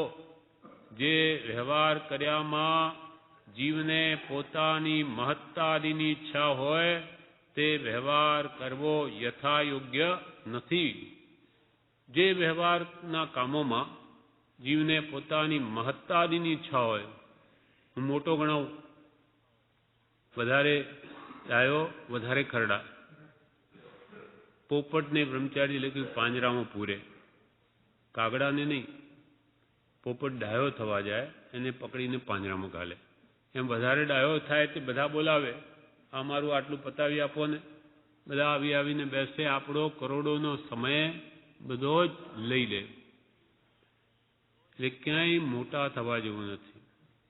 જે વ્યવહાર કર્યામાં જીવને પોતાની મહત્તાદિની ઈચ્છા હોય મોટાઈની, તે વ્યવહાર કરવો યથાયોગ્ય નથી. આત્માર્થીને તે યોગ્ય નથી. કેમ કે સમય બહુ જ કિંમતી છે. આવો સમય આવી રીતે વેડફવામાં આત્માને કાંઈ હિત નથી. આ પ્રમાણે પત્રાંક 647 જે આપણે વાંચતા એમાં કહ્યું, અગમ અગોચર નિર્વાણ માર્ગ છે, એમાં સંશય નથી. માટે પોતાની શક્તિએ સદગુરુના આશ્રય વિના, સત્પુરુષના આશ્રય વિના, એના શરણ વિના તે માર્ગ શોધવો અશક્ય છે. એટલે પોતાથી જે અજાણ છે એવો માર્ગ શોધવો તે અશક્ય છે, અસંભવ જેવું છે. એમ વારંવાર દેખાય છે. વારંવાર કૃપાલ દેખાય છે અમને તો. એટલું જ નહીં, ફરી કૃપાલ કે એટલું જ નહીં, પણ શ્રી સદગુરુ ચરણના આશ્રય કરી બોધ બીજની પ્રાપ્તિ થઈ હોય એવા પુરુષને પણ સદગુરુના સમાગમનું આરાધન નિત્ય કર્તવ્ય છે. એટલું જ નહીં કે સત્પુરુષ વગર માર્ગ મળે નહીં, એટલું જ નહીં, પણ જેને માર્ગ મળી ગયો, જે મોક્ષ માર્ગ પામીને સમ્યક દર્શન પણ પામી ગયા, આત્મજ્ઞાન પણ મેળવી લીધું, તેના માટે શું? પણ એટલું જ નહીં, પણ શ્રી સદગુરુ ચરણના આશ્રય કરી નાની પુરુષ મળ્યા, એનું શરણ લીધું, એની આજ્ઞા આરાધીને બોધ બીજની પ્રાપ્તિ થઈ હોય, બોધ બીજ સમ્યક દર્શન એ પણ જેને પ્રાપ્ત થયું હોય, બોધ બીજની પ્રાપ્તિ થઈ હોય એવા પુરુષને પણ, સમ્યક દ્રષ્ટિ મહાત્માને પણ સદગુરુના સમાગમનું આરાધન નિત્ય કર્તવ્ય છે. સમ્યક દ્રષ્ટિ મહાત્માને પણ સત્પુરુષનો આશ્રય હંમેશા કર્તવ્ય છે. સત્પુરુષ એવા પુરુષને, મતલબ સત્પુરુષને પણ સદગુરુના સમાગમનો આરાધન નિત્ય કર્તવ્ય છે. હંમેશા એવા પુરુષને પણ સદગુરુના સમાગમનું આરાધન નિત્ય કર્તવ્ય છે, હંમેશા. કેમ કે અનાદિનો અભ્યાસ એનો વિપરીત છે, ઊંધો છે. એટલે ફરી એ સંસ્કાર ક્યારે જાગૃત થાય કંઈ કહેવાય નહીં. એટલે આત્મજ્ઞાની પણ આત્મોપયોગ જાગૃત રાખવા સદૈવ જાગૃત રહે છે, પુરુષાર્થશીલ રહે છે. એટલું જ નહીં, પણ શ્રી સદગુરુ ચરણના આશ્રય કરી બોધ બીજની પ્રાપ્તિ થઈ હોય એવા પુરુષને પણ સદગુરુના સમાગમનું આરાધન નિત્ય કર્તવ્ય છે. જગતના પ્રસંગ જોતા એમ જણાય છે કે તેવા સમાગમ અને આશ્રય વિના નિરાલંબ બોધ સ્થિર રહેવો વિકટ છે. શા માટે મેં એમ કહ્યું?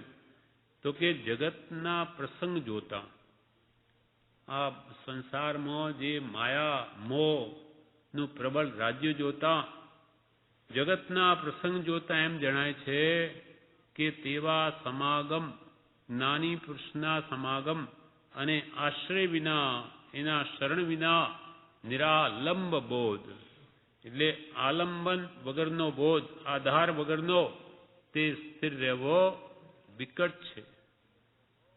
એટલે આધાર વગર પ્રગટેલી જ્ઞાન દશા પણ સ્થિર રહેવી વિકટ છે, કઠણ છે, પતિત થઈ જાય. આધાર જોઈએ છે. ક્યાં સુધી? તો કે 12મા ગુણસ્થાનકના અંત સુધી જ્ઞાની પુરુષના વચનોનો આશય આધારરૂપ છે. એટલે કેવળ જ્ઞાન સુધી જરૂર છે. કેવળ જ્ઞાન નહીં થાય ત્યાં સુધી ભય છે. એટલે વિચારવાન પુરુષો તો કેવલ્ય દશા થતા સુધી મૃત્યુને નિત્ય સમીપ જ રાખીને પ્રવર્તે છે. કેટલી બધી જાગૃતિની જરૂર છે. કૃત દશા ત્યારે છે, કરવાનું બધું પતી ગયું, કામ થઈ ગયું સંપૂર્ણપણે, એટલે કેવળ જ્ઞાન પછી નિર્ભયતા છે. ત્યાં સુધી તો ભય છે. 4 જ્ઞાનના ધરતા એવા મનોપર્યવ જ્ઞાનીઓ કેટલાય નિગોદમાં જઈ પડ્યા. એટલે કેટલો ભય. આપણને તો કંઈ પ્રાપ્તિ જ નથી, તો ક્યાં જઈશું એ નિશ્ચિત નથી. તો કેટલી બધી જાગૃતિ અને કેટલો બધો ભય માથે રાખવો જોઈએ કે ક્યાંય જીવ મોહમાં નહીં ફસાઈ જાય. 575માં પદ. અચ્છા, જોઈ લઈએ. પણ તેવા સમાગમ અને આશ્રય વિના નિરાલંબ બોધ સ્થિર રહેવો કઠણ છે. 575 પત્રાંક 575. જેમ છે તેમ નિજ સ્વરૂપ સંપૂર્ણ પ્રકાશે ત્યાં સુધી નિજ સ્વરૂપના નિધિધ્યાસનમાં સ્થિર રહેવાને જ્ઞાની પુરુષના વચનો આધારભૂત છે, એમ પરમ પુરુષ શ્રી તીર્થંકરે કહ્યું છે તે સત્ય છે. પત્રાંક 575માં આ જ વાત કરી. જેમ છે તેમ નિજ સ્વરૂપ, પોતાનું સહજ આત્મ સ્વરૂપ સંપૂર્ણ પ્રકાશે, સંપૂર્ણ એટલે કેવળ જ્ઞાન પ્રગટે ત્યાં સુધી, સંપૂર્ણ પ્રકાશે ત્યાં સુધી નિજ સ્વરૂપના, નિજ આત્મ સ્વરૂપના નિધિધ્યાસનમાં, એટલે વારંવાર ચિંતવનમાં, નિજ સ્વરૂપના નિધિધ્યાસનમાં સ્થિર રહેવાને, પોતાના આત્મ સ્વરૂપને વારંવાર એમાં વૃત્તિ સ્થિર રહેવાને જ્ઞાની પુરુષના વચનો આધારભૂત છે. વચન રૂપ યોગ બળ જો સત્પુરુષનું નહીં હોય તો આપણે શું કરીએ? આ વચનો નહીં હોય તો શું કરીએ આખો દાડો? માનો જ્ઞાનીની હાજરી ન હોય તો એ બોલે, એ વચન હોય તો એનાથી બળ મળે, એ ન હોય આ એ પુસ્તકો નહીં હોય. એટલે જ્ઞાન દાનને શ્રેષ્ઠ કેમ કહ્યું? કે આ જો શાસ્ત્ર જો રહ્યા તો જ્ઞાની જ હાજર છે એમ માની લેવું. શાસ્ત્રો બધા ગયા કે જ્ઞાન ગયું એટલે જ્ઞાની ગયા, પછી તો કોઈ આધાર જ નથી. આ જગતમાં ભવ્યાત્માને તરવા માટે 2 જ સાધન મુખ્ય, આમ 3 કયા કૃપાલદેવે? જિન બિંબ જનાગમ ભવ્યણકુ આધારા. ભવ્યાત્માને મુક્તિ માર્ગમાં આધારભૂત શું? તો કે જિન બિંબ જિન આગમ. જિન બિંબ એટલે વિતરાગ મુદ્રા, આપણો ધ્યેય કે આવી દશા પ્રાપ્ત કરવી છે, અને જિન આગમ આ શાસ્ત્રો. વળી કૃપાલદેવે આપણને 3 વસ્તુ કહી કે અહો આશ્ચર્ય, પહેલા અહો મૂક્યું, અહો એમને પણ આશ્ચર્ય થયું, અહો આશ્ચર્યકારક છે, અહો શ્રી સત્પુરુષ કે વચનામૃતમ જગહિતકરમ મુદ્રા, અરુ આ વિતરાગ મુદ્રા, અને ત્રીજું સત સમાગમ સુતિ ચેતના જાગ્રત કરમ. દરેક ભક્તિની શરૂઆતમાં 3 સાધનને યાદ કરીએ છીએ કે આ સત્પુરુષના અહો આશ્ચર્યકારક વચનામૃત કે જે અનાદિથી મોહ નિદ્રામાં સૂતેલી આત્મચેતનાને જાગ્રત કરે છે કે તું મોહ નિદ્રામાં સૂતો છે, હવે ઉઠ. જ્ઞાનીઓની દ્રષ્ટિએ આપણે સૂતેલા છીએ. યા નિશા સર્વભૂતાની તસ્માત જાગૃતિ સંયમી. જે જગતવાસી જીવોની રાત્રિ છે તે જ્ઞાનીઓને માટે તો દિવસ છે, જાગ્રત છે. ત્યાં આપણે બધા મોહ નિદ્રામાં સૂતે છે, સૂતા જ જ્યારે જ્ઞાનીઓ જાગે છે. પણ આપણને જગાડનાર આના વચનામૃત છે. વચનરૂપી અમૃત છે, આપણને અમર બનાવી દે. ખરેખર અમૃત તો એ જ છે. દેવલોકનું અમૃત તો કરોડો વર્ષ જીવડાવે એટલે કે અમર કનિદા દેવોને એ તો કહેવા માત્ર છે. અસંખ્યાત વર્ષ પછી પણ મરે, પણ ખરું અમરત્વ અમરપણું પ્રાપ્ત કરાવે એ વચનો જ છે. સત્પુરુષના વચન દ્વારા મિથ્યા માન્યતાઓ ટળી જઈ આત્મામાં આત્મબુદ્ધિ થઈ જાય. દેહમાં દેહ બુદ્ધિ, પરમાં પર બુદ્ધિ, નિજમાં નિજ બુદ્ધિ એ થઈને એવું આત્મામાં દ્રઢત્વ આવી જાય કે હું કોઈ કાળે મરવાનો નથી. આનંદગંજી જેવા આજ કરીને આપણને બતાવ્યું કે તમે આ માન્યતા ફેરવી નાખો, બીજું કાંઈ જ નથી. અનાદિકાળની વિપરીત માન્યતાઓ ચાલી આવે છે કે દેહ તે જ હું અને હું મરી જાઉં છું. ત્યારે જ્ઞાનીઓ કે તું કોઈ કાળે મુઓ નથી, મરે એવો પદાર્થ નથી, અને મરવાના સ્વભાવવાળો તો મરી ગયો હોત, પણ તું આત્મા છું, શુદ્ધ ચૈતન્ય સ્વરૂપ અવિનાશી એવો તું આત્મા છું. શુદ્ધ છું, બુદ્ધ છું, ચેતનનો ઘન પિંડ છું, સ્વયં જ્યોતિ સ્વરૂપ છું, અજર અમર ને અવિનાશી છું, દેહાતીત સ્વરૂપ છું. એ ભાવ સમજાઈ જાય બોધથી, માન્યતા ટળી જાય. એટલે પછી બળ આવી જાય મરણ વખતે, હું મરતો જ નથી ને મરે શું કામ ભાઈ છે. આવા તો અનંતા દેહ ધારણ કર્યા, આવા તો અનંતા કુટુંબો મેળવ્યા, બધું મૂકીને આવ્યો છું, તેમાં આ એક વધારે. પણ હવે મારે ક્યાંય રાગદ્વેષ કરવો નથી, કેમ કે જ્યાં ત્યાંથી રાગ દ્વેષ રહિત થવું એ જ મારો ધર્મ છે, આત્માનો ધર્મ છે. અને કૃપાલ કે આ દેહ કરવા કાર્ય પણ એક જ છે, તે આ કે કોઈ પ્રત્યે કિંચિત રાગ અથવા કોઈ પ્રત્યે કિંચિત દ્વેષ ન રહે, સર્વત્ર સમદશા વર્તે જ કલ્યાણનો મુખ્ય નિશ્ચય છે. કલ્યાણ કરવું આ નિશ્ચય દ્રઢ કરી લો કે મારે આ ભવમાં કોઈ પ્રત્યે બંધાવવું નથી, પ્રતિબંધ કરવો જ નથી. ઉપદેશ સદગુરુનો પામવો રે, તાળી સ્વચ્છંદ ને પ્રતિબંધ મૂળ માર્ગ સાંભળો જીનનો રે. સ્વચ્છંદ મૂકવો છે એક તો, મારી કલ્પનાએ વર્તવું નથી, કેમ કે મોક્ષ માર્ગનો અજાણ છું. અને બીજું પ્રતિબંધ કરવા નથી. ક્યાં ને ક્યાં રાગ મોહ કરી બેસે, એક છોડીને બીજે છોડી ત્રીજામાં. પુત્રનો હોય તો બીજાનો પુત્ર ગોદ લાવીને એમાં રાગ કરે, આ મારો. આ જીવને મારાપણા વગર ગમતું નથી. અનાદિનો અભ્યાસ છે, દેહમાં હું બુદ્ધિ, એટલે આ સ્ત્રી મારી, પુત્ર ન હોય તો કે બીજો કોઈનો ભાઈનો બીજાને લાવીને આ મારો, દત્તક લઈ લે. આવી વૃત્તિઓ અનાદિથી ચાલી આવે એટલે આમ પ્રતિબંધ નવા કર્યા જ કરે છે, અને એને કલ્યાણમાં બાધક થાય છે. ફરી એની સાથે જન્મ મરણ કરવા પડે છે નવા. એટલે જ્ઞાનીઓ અનેક ભાવોમાં, એટલે જ્ઞાની કે છે કોઈ પ્રતિબંધ નહીં જોઈએ. ટાળી સ્વચ્છંદને પ્રતિબંધ, એટલે કોઈ પ્રત્યે કિંચિત રાગ, કિંચિત માત્ર રાગ જ સંસારનું મૂળ છે. કાં કોઈ પ્રત્યે કિંચિત માત્ર દ્વેષ કર્તવ્ય નથી, એ જ કલ્યાણનો મુખ્ય નિશ્ચય છે. કલ્યાણ કરવો હોય તો આ મુખ્ય નિશ્ચય કે કરો, નહીં તો કલ્યાણ નહીં થાય. એકવાર પ્રભુશ્રી કહ્યું છે કે આ જીવ કોઈ ક્યાં ને ક્યાંય ખડી રહે છે, અટકી જાય છે.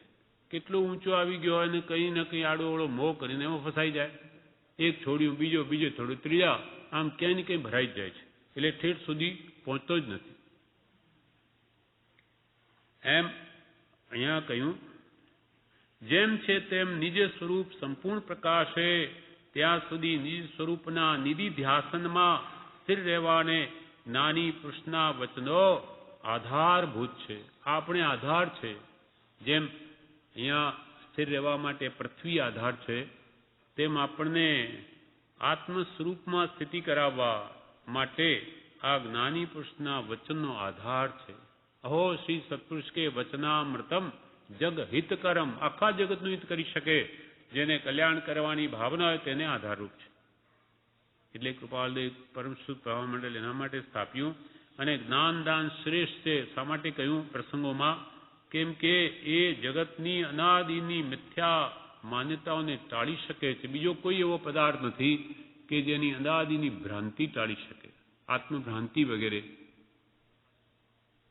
એટલે પછી મુદ્રા, વીત રાગ મુદ્રા, રાગ દ્વેષ રહિત મુદ્રા, જેનામાં કોઈ રાગનું ચિહ્ન નહીં, દ્વેષનું ચિહ્ન નહીં, એવી પરમ શાંત નિર્વિકાર મુદ્રા. આ આપણું ધ્યેય છે. એટલે કે બધું સંસારના પ્રપંચો મૂકી દેવા, પગથી કાંઈ કરવું નહીં એટલે પગ ઉપર પગ, હાથથી કંઈ કરવા એટલે હાથ પર હાથ પગ બતાવી દીધા પદ્માસનમાં, અને આંખોય નેત્ર પર કાંઈ જોવા જેવું નથી, કાંઈ કરવા જેવું નથી. સહજાત્મ સ્રોન સુખરૂપ છે, કાંઈ કરવા જેવું નથી. એવો જેને બોધ આપ્યો, એવી જેને વીતરાગ મુદ્રા આપી, અને પછી આ બે પ્રાપ્તિ માટે સત્સમાગમ, સત્પુરુષોના વચનોનો સમાગમ કરો અથવા જ્ઞાની પુરુષનો સમાગમ, મુખ્યત્વે તો એ તો પરમ કલ્યાણકારી છે. એના જેવો તો કોઈ બળવાન કોઈ ઉપાય નથી. આ વચનો પણ નાનીના મુખેથી જ આવે, મુદ્રા પણ એની જ હોય. સત્સમાગમ સરળ શ્રેષ્ઠ છે, પણ આ કાળમાં તે ઉપલબ્ધ નથી, બહુ જ દુર્લભ છે. એટલે આપણે માટે હવે બે જ આધાર રહ્યા. સત્પુરુષ કે વચનામૃતમ જગત કરમ અરુ મુદ્રા સુતિ ચેતના જાગ્રત કર. મોહ નિદામાં સૂતેલી ચેતનાને જગાડી દે કે હું અનાદિકાલથી શું કરી રહ્યો છું. આ દેહમાં આત્મબુદ્ધિ કરી પરમમાં મારાપણું કરીને મરી ગયો છું, અનંતકાલથી ભટક્યો છે, હવે મારે નથી જ કરવું, એમ દ્રઢત્વ એના વચનોના આધારે થાય છે. તે નિધિધ્યાસનમાં, નિજ સ્વરૂપના નિધિધ્યાસનમાં સ્થિર રહેવાને જ્ઞાની પુરુષના વચનો આધારભૂત છે, એમ પરમ પુરુષ શ્રી તીર્થંકરે કહ્યું છે. તે સત્ય છે. શાખ આપી, અમે નથી કહેતા. કેવળ જ્ઞાની જેણે ત્રણેય લોક જોયા છે એવા ભગવાન તીર્થંકરો કે છે કે આ રીતે જ્ઞાની પુરુષના વચનો જ એને એકમાત્ર આધારરૂપ છે, ઠેઠ કેવળ જ્ઞાન થતા સુધી.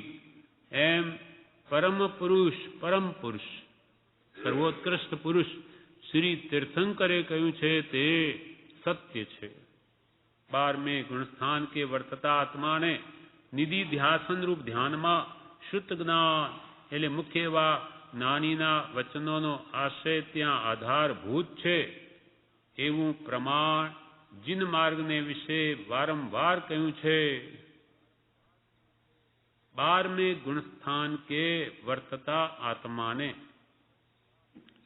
12મા ગુણસ્થાન ક્ષીણ મોહ ગુણસ્થાન, જ્યાં મોહ સંપૂર્ણ નાશ પામે ત્યાં સુધી 12મે ગુણસ્થાન કે વર્તતા આત્માને નિધિ ધ્યાસન રૂપ ધ્યાનમાં, ત્યાં શુક્લ ધ્યાનનો પ્રકાર છે. એવા ધ્યાનમાં એટલે એકત્વ વિતર્ક અવિચાર હોય છે. પૃથકત્વ વિતર્ક વિચાર પહેલા, પછી એકત્વ વિતર્ક વિચાર, પછી બીજા બે ધ્યાન છે શુક્લ ધ્યાનના, એ ત્યાં હોય છે. છેલ્લે તો વર્તા આત્માને નિધિ ધ્યાસન રૂપ નહીં, એ કેવળ જ્ઞાનની પહેલા હોય છે. આ બે ધ્યાન, પૃથકત્વ વિતર્ક વિચાર પહેલા, પછી એકત્વ વિતર્ક અવિચાર, ત્યાર પછી કેવળ જ્ઞાન થયા પછી ફરીથી એ શ્રેણી માંડે અને એ પ્રગટાવે છે. નહીં, શ્રેણી તો પહેલા જ માંડે, એટલે પહેલા જ આ ધ્યાન હોય. હા, એટલે 12મે ગુણસ્થાન કે વર્તતા આત્માને નિધિ ધ્યાસન રૂપ ધ્યાનમાં, શુક્લ ધ્યાનના 4 ભેદ. એ ધ્યાનમાં શ્રુત જ્ઞાન એટલે મુખ્ય એવા જ્ઞાનીના વચનોનો આશય ત્યાં આધારભૂત છે. એટલે આપણી જેમ કંઈ ત્યાં વિચાર નથી ચાલતા એમને, પણ એનો આશય કંઈક અંદર કામ કરતો હોય, કેમ કે એ તો નિર્વિકલ્પ ધ્યાન છે. ત્યાં આપણી જેમ કંઈ વિચાર ન હોય કે હું આત્મા છું ને દેહથી ભિન્ન છું ને, એવું કાંઈ હોય નહીં. સહજ સ્વરૂપમાં સ્થિતિ હોય છે, પણ છતાં જ્ઞાની પુરુષનો વચનોનો કે છે આશય ત્યાં આધારભૂત છે. એવું પ્રમાણ જીન માર્ગને વિશે વારંવાર કહ્યું છે. બોધ બીજની પ્રાપ્તિ થયે, નિર્માણ માર્ગની યથાર્થ પ્રતીતિ થયે, પણ તે માર્ગમાં યથાસ્થિત સ્થિતિ થવાને અર્થે જ્ઞાની પુરુષનો આશ્રય મુખ્ય સાધન છે, અને તે ઠેઠ પૂર્ણ દશા થતા સુધી છે. બોધ બીજની પ્રાપ્તિ થયે એટલે સમ્યક દર્શનની પ્રાપ્તિ થયે, નિર્વાણ માર્ગની યથાર્થ પ્રતીતિ થયે, ખરી પ્રતીતિ સમ્યક દર્શન થયે મોક્ષ માર્ગની, નિર્વાણ માર્ગ એટલે મોક્ષ માર્ગની યથાર્થ પ્રતીતિ થયે, પણ તે માર્ગમાં યથાસ્થિત સ્થિતિ થવાને અર્થે, મોક્ષ માર્ગની શ્રદ્ધા આવ્યા પછી પણ એ મોક્ષ માર્ગમાં સ્થિતિ, ચારિત્ર મોહ જેમ જેમ નાશ થાય તેમ તેમ સ્થિરતા આવે. એટલે એ ચારિત્ર મોહના નાશ કરવાને અર્થે પણ તે માર્ગમાં યથાસ્થિત સ્થિતિ થવાને અર્થે જ્ઞાની પુરુષનો આશ્રય મુખ્ય સાધન છે. હા, એ સંપૂર્ણ જ્યારે ચારિત્ર દશા આવે ત્યારે જ કેવળ જ્ઞાન પ્રગટે. યથાખ્યાત ચારિત્ર, યથા આખ્યાત, ભગવાને જેમ કહ્યું તેવું. એ ત્યાં એ ઠેઠ પૂર્ણ દશા થતા સુધી છે. કેવળ જ્ઞાન સુધી આધાર છે સત્પુરુષના વચનનો. નહીં તો જીવને પતિત થવાનો ભય છે. સત્પુરુષનો આશ્રય નહીં હોય વચનોનો તો એ શ્રેણીથી પતિત થવાનો ભય છે. નહીં તો જીવને પતિત થવાનો ભય છે એમ માન્યું છે તો પછી પોતાની મેળે અનાદિથી ભ્રાંત એવા જીવને સદગુરુના યોગ વિના નિજ સ્વરૂપનું ભાન થવું અશક્ય છે એમાં સંશય કેમ હોય? જ્યારે કેવળ જ્ઞાન સુધી એવા મહાત્માઓને, જ્ઞાનીઓને પણ આ વચનોનો આધારની જરૂર છે, આવશ્યક છે, તો પછી આપણા જેવાને અનાદિથી અનાદિથી ભ્રાંતિવાળો એવો જીવ તેને સદગુણના યોગ વિના નિજ સ્વરૂપનું ભાન કેવી રીતે હોઈ શકે? જ્ઞાની પુરુષની કેવળ જ્ઞાન પ્રગટાવવામાં સત્પુરુષના વચનનો આધાર છે. તો આપણા જેવા અજ્ઞાનીઓ તો હોય જ, એમાં કહેવાનું શું? તો પછી પોતાની મેળે અનાદિથી ભ્રાંત એવા જીવને સદગુરુના યોગ વિના નિજ સ્વરૂપનું ભાન થવું અશક્ય છે એમાં સંશય કેમ હોય? એમાં શંકા મને સ્થાન ક્યાં હોય? નિજ સ્વરૂપનો દ્રઢ નિશ્ચય વર્તે છે એવા પુરુષને પ્રત્યક્ષ જગત વ્યવહાર વારંવાર ચૂકવી દે એવા પ્રસંગ પ્રાપ્ત કરાવે છે. જ્ઞાની પુરુષને પણ તો પછી તેથી ન્યૂન દશામાં ચૂકી જવાય એમાં આશ્ચર્ય શું છે? પોતાના વિચારના બળે કરી સત્સંગ સત્શાસ્ત્રનો આધાર ન હોય તેવા પ્રસંગમાં આ જગત વ્યવહાર વિશેષ બળ કરે છે અને ત્યારે વારંવાર શ્રી સદગુરુનું મહાત્મ્ય અને આશ્રયનું સ્વરૂપ તથા સાર્થકપણું અત્યંત અપરોક્ષ સત્ય દેખાય છે. સત્સંગ સત્પુરુષનો આધાર નહીં હોય તે વખતે આ જગત વ્યવહાર વિશેષ બળ કરે. આ મોહમાયા ત્યાં સદગુરુનું મહાત્મ્ય અને સદગુરુનું સ્વરૂપનું સાર્થકપણે પ્રત્યક્ષ લાગે. કેવો કે સત્પુરુષના આશ્રય કે સત્સંગ હોય તો કેવા ભાવ રહે અને સત્સંગ ન હોય તો કેવા ભાવ રહે, ત્યારે એનું ભાન થાય છે. આ પ્રમાણે એમ વિચારી અંતરે શોધે સદગુરુ યોગ કામ એક આત્માર્થનું બીજો નહીં મનરોપ. માટે સત્પુરુષનો આશ્રય શોધે અને એના શરણે રહે, એની આજ્ઞામાં રહે તો જ એનો છુટકારો છે, નહીં તો કોઈ કાળે નહીં છૂટી શકે. આ પ્રમાણે આ પત્રમાં અગમ અગોચર નિર્વાણ માર્ગ છે. માટે સત્પુરુષનો આશ્રય લઈને એની આજ્ઞાએ ચાલો તો મોડે વહેલે પહોંચી શકશો, નહીં તો નહીં પહોંચે. આ પ્રમાણે પત્રાંક 447 પૂરો થયો. 647 પૂરો થયો.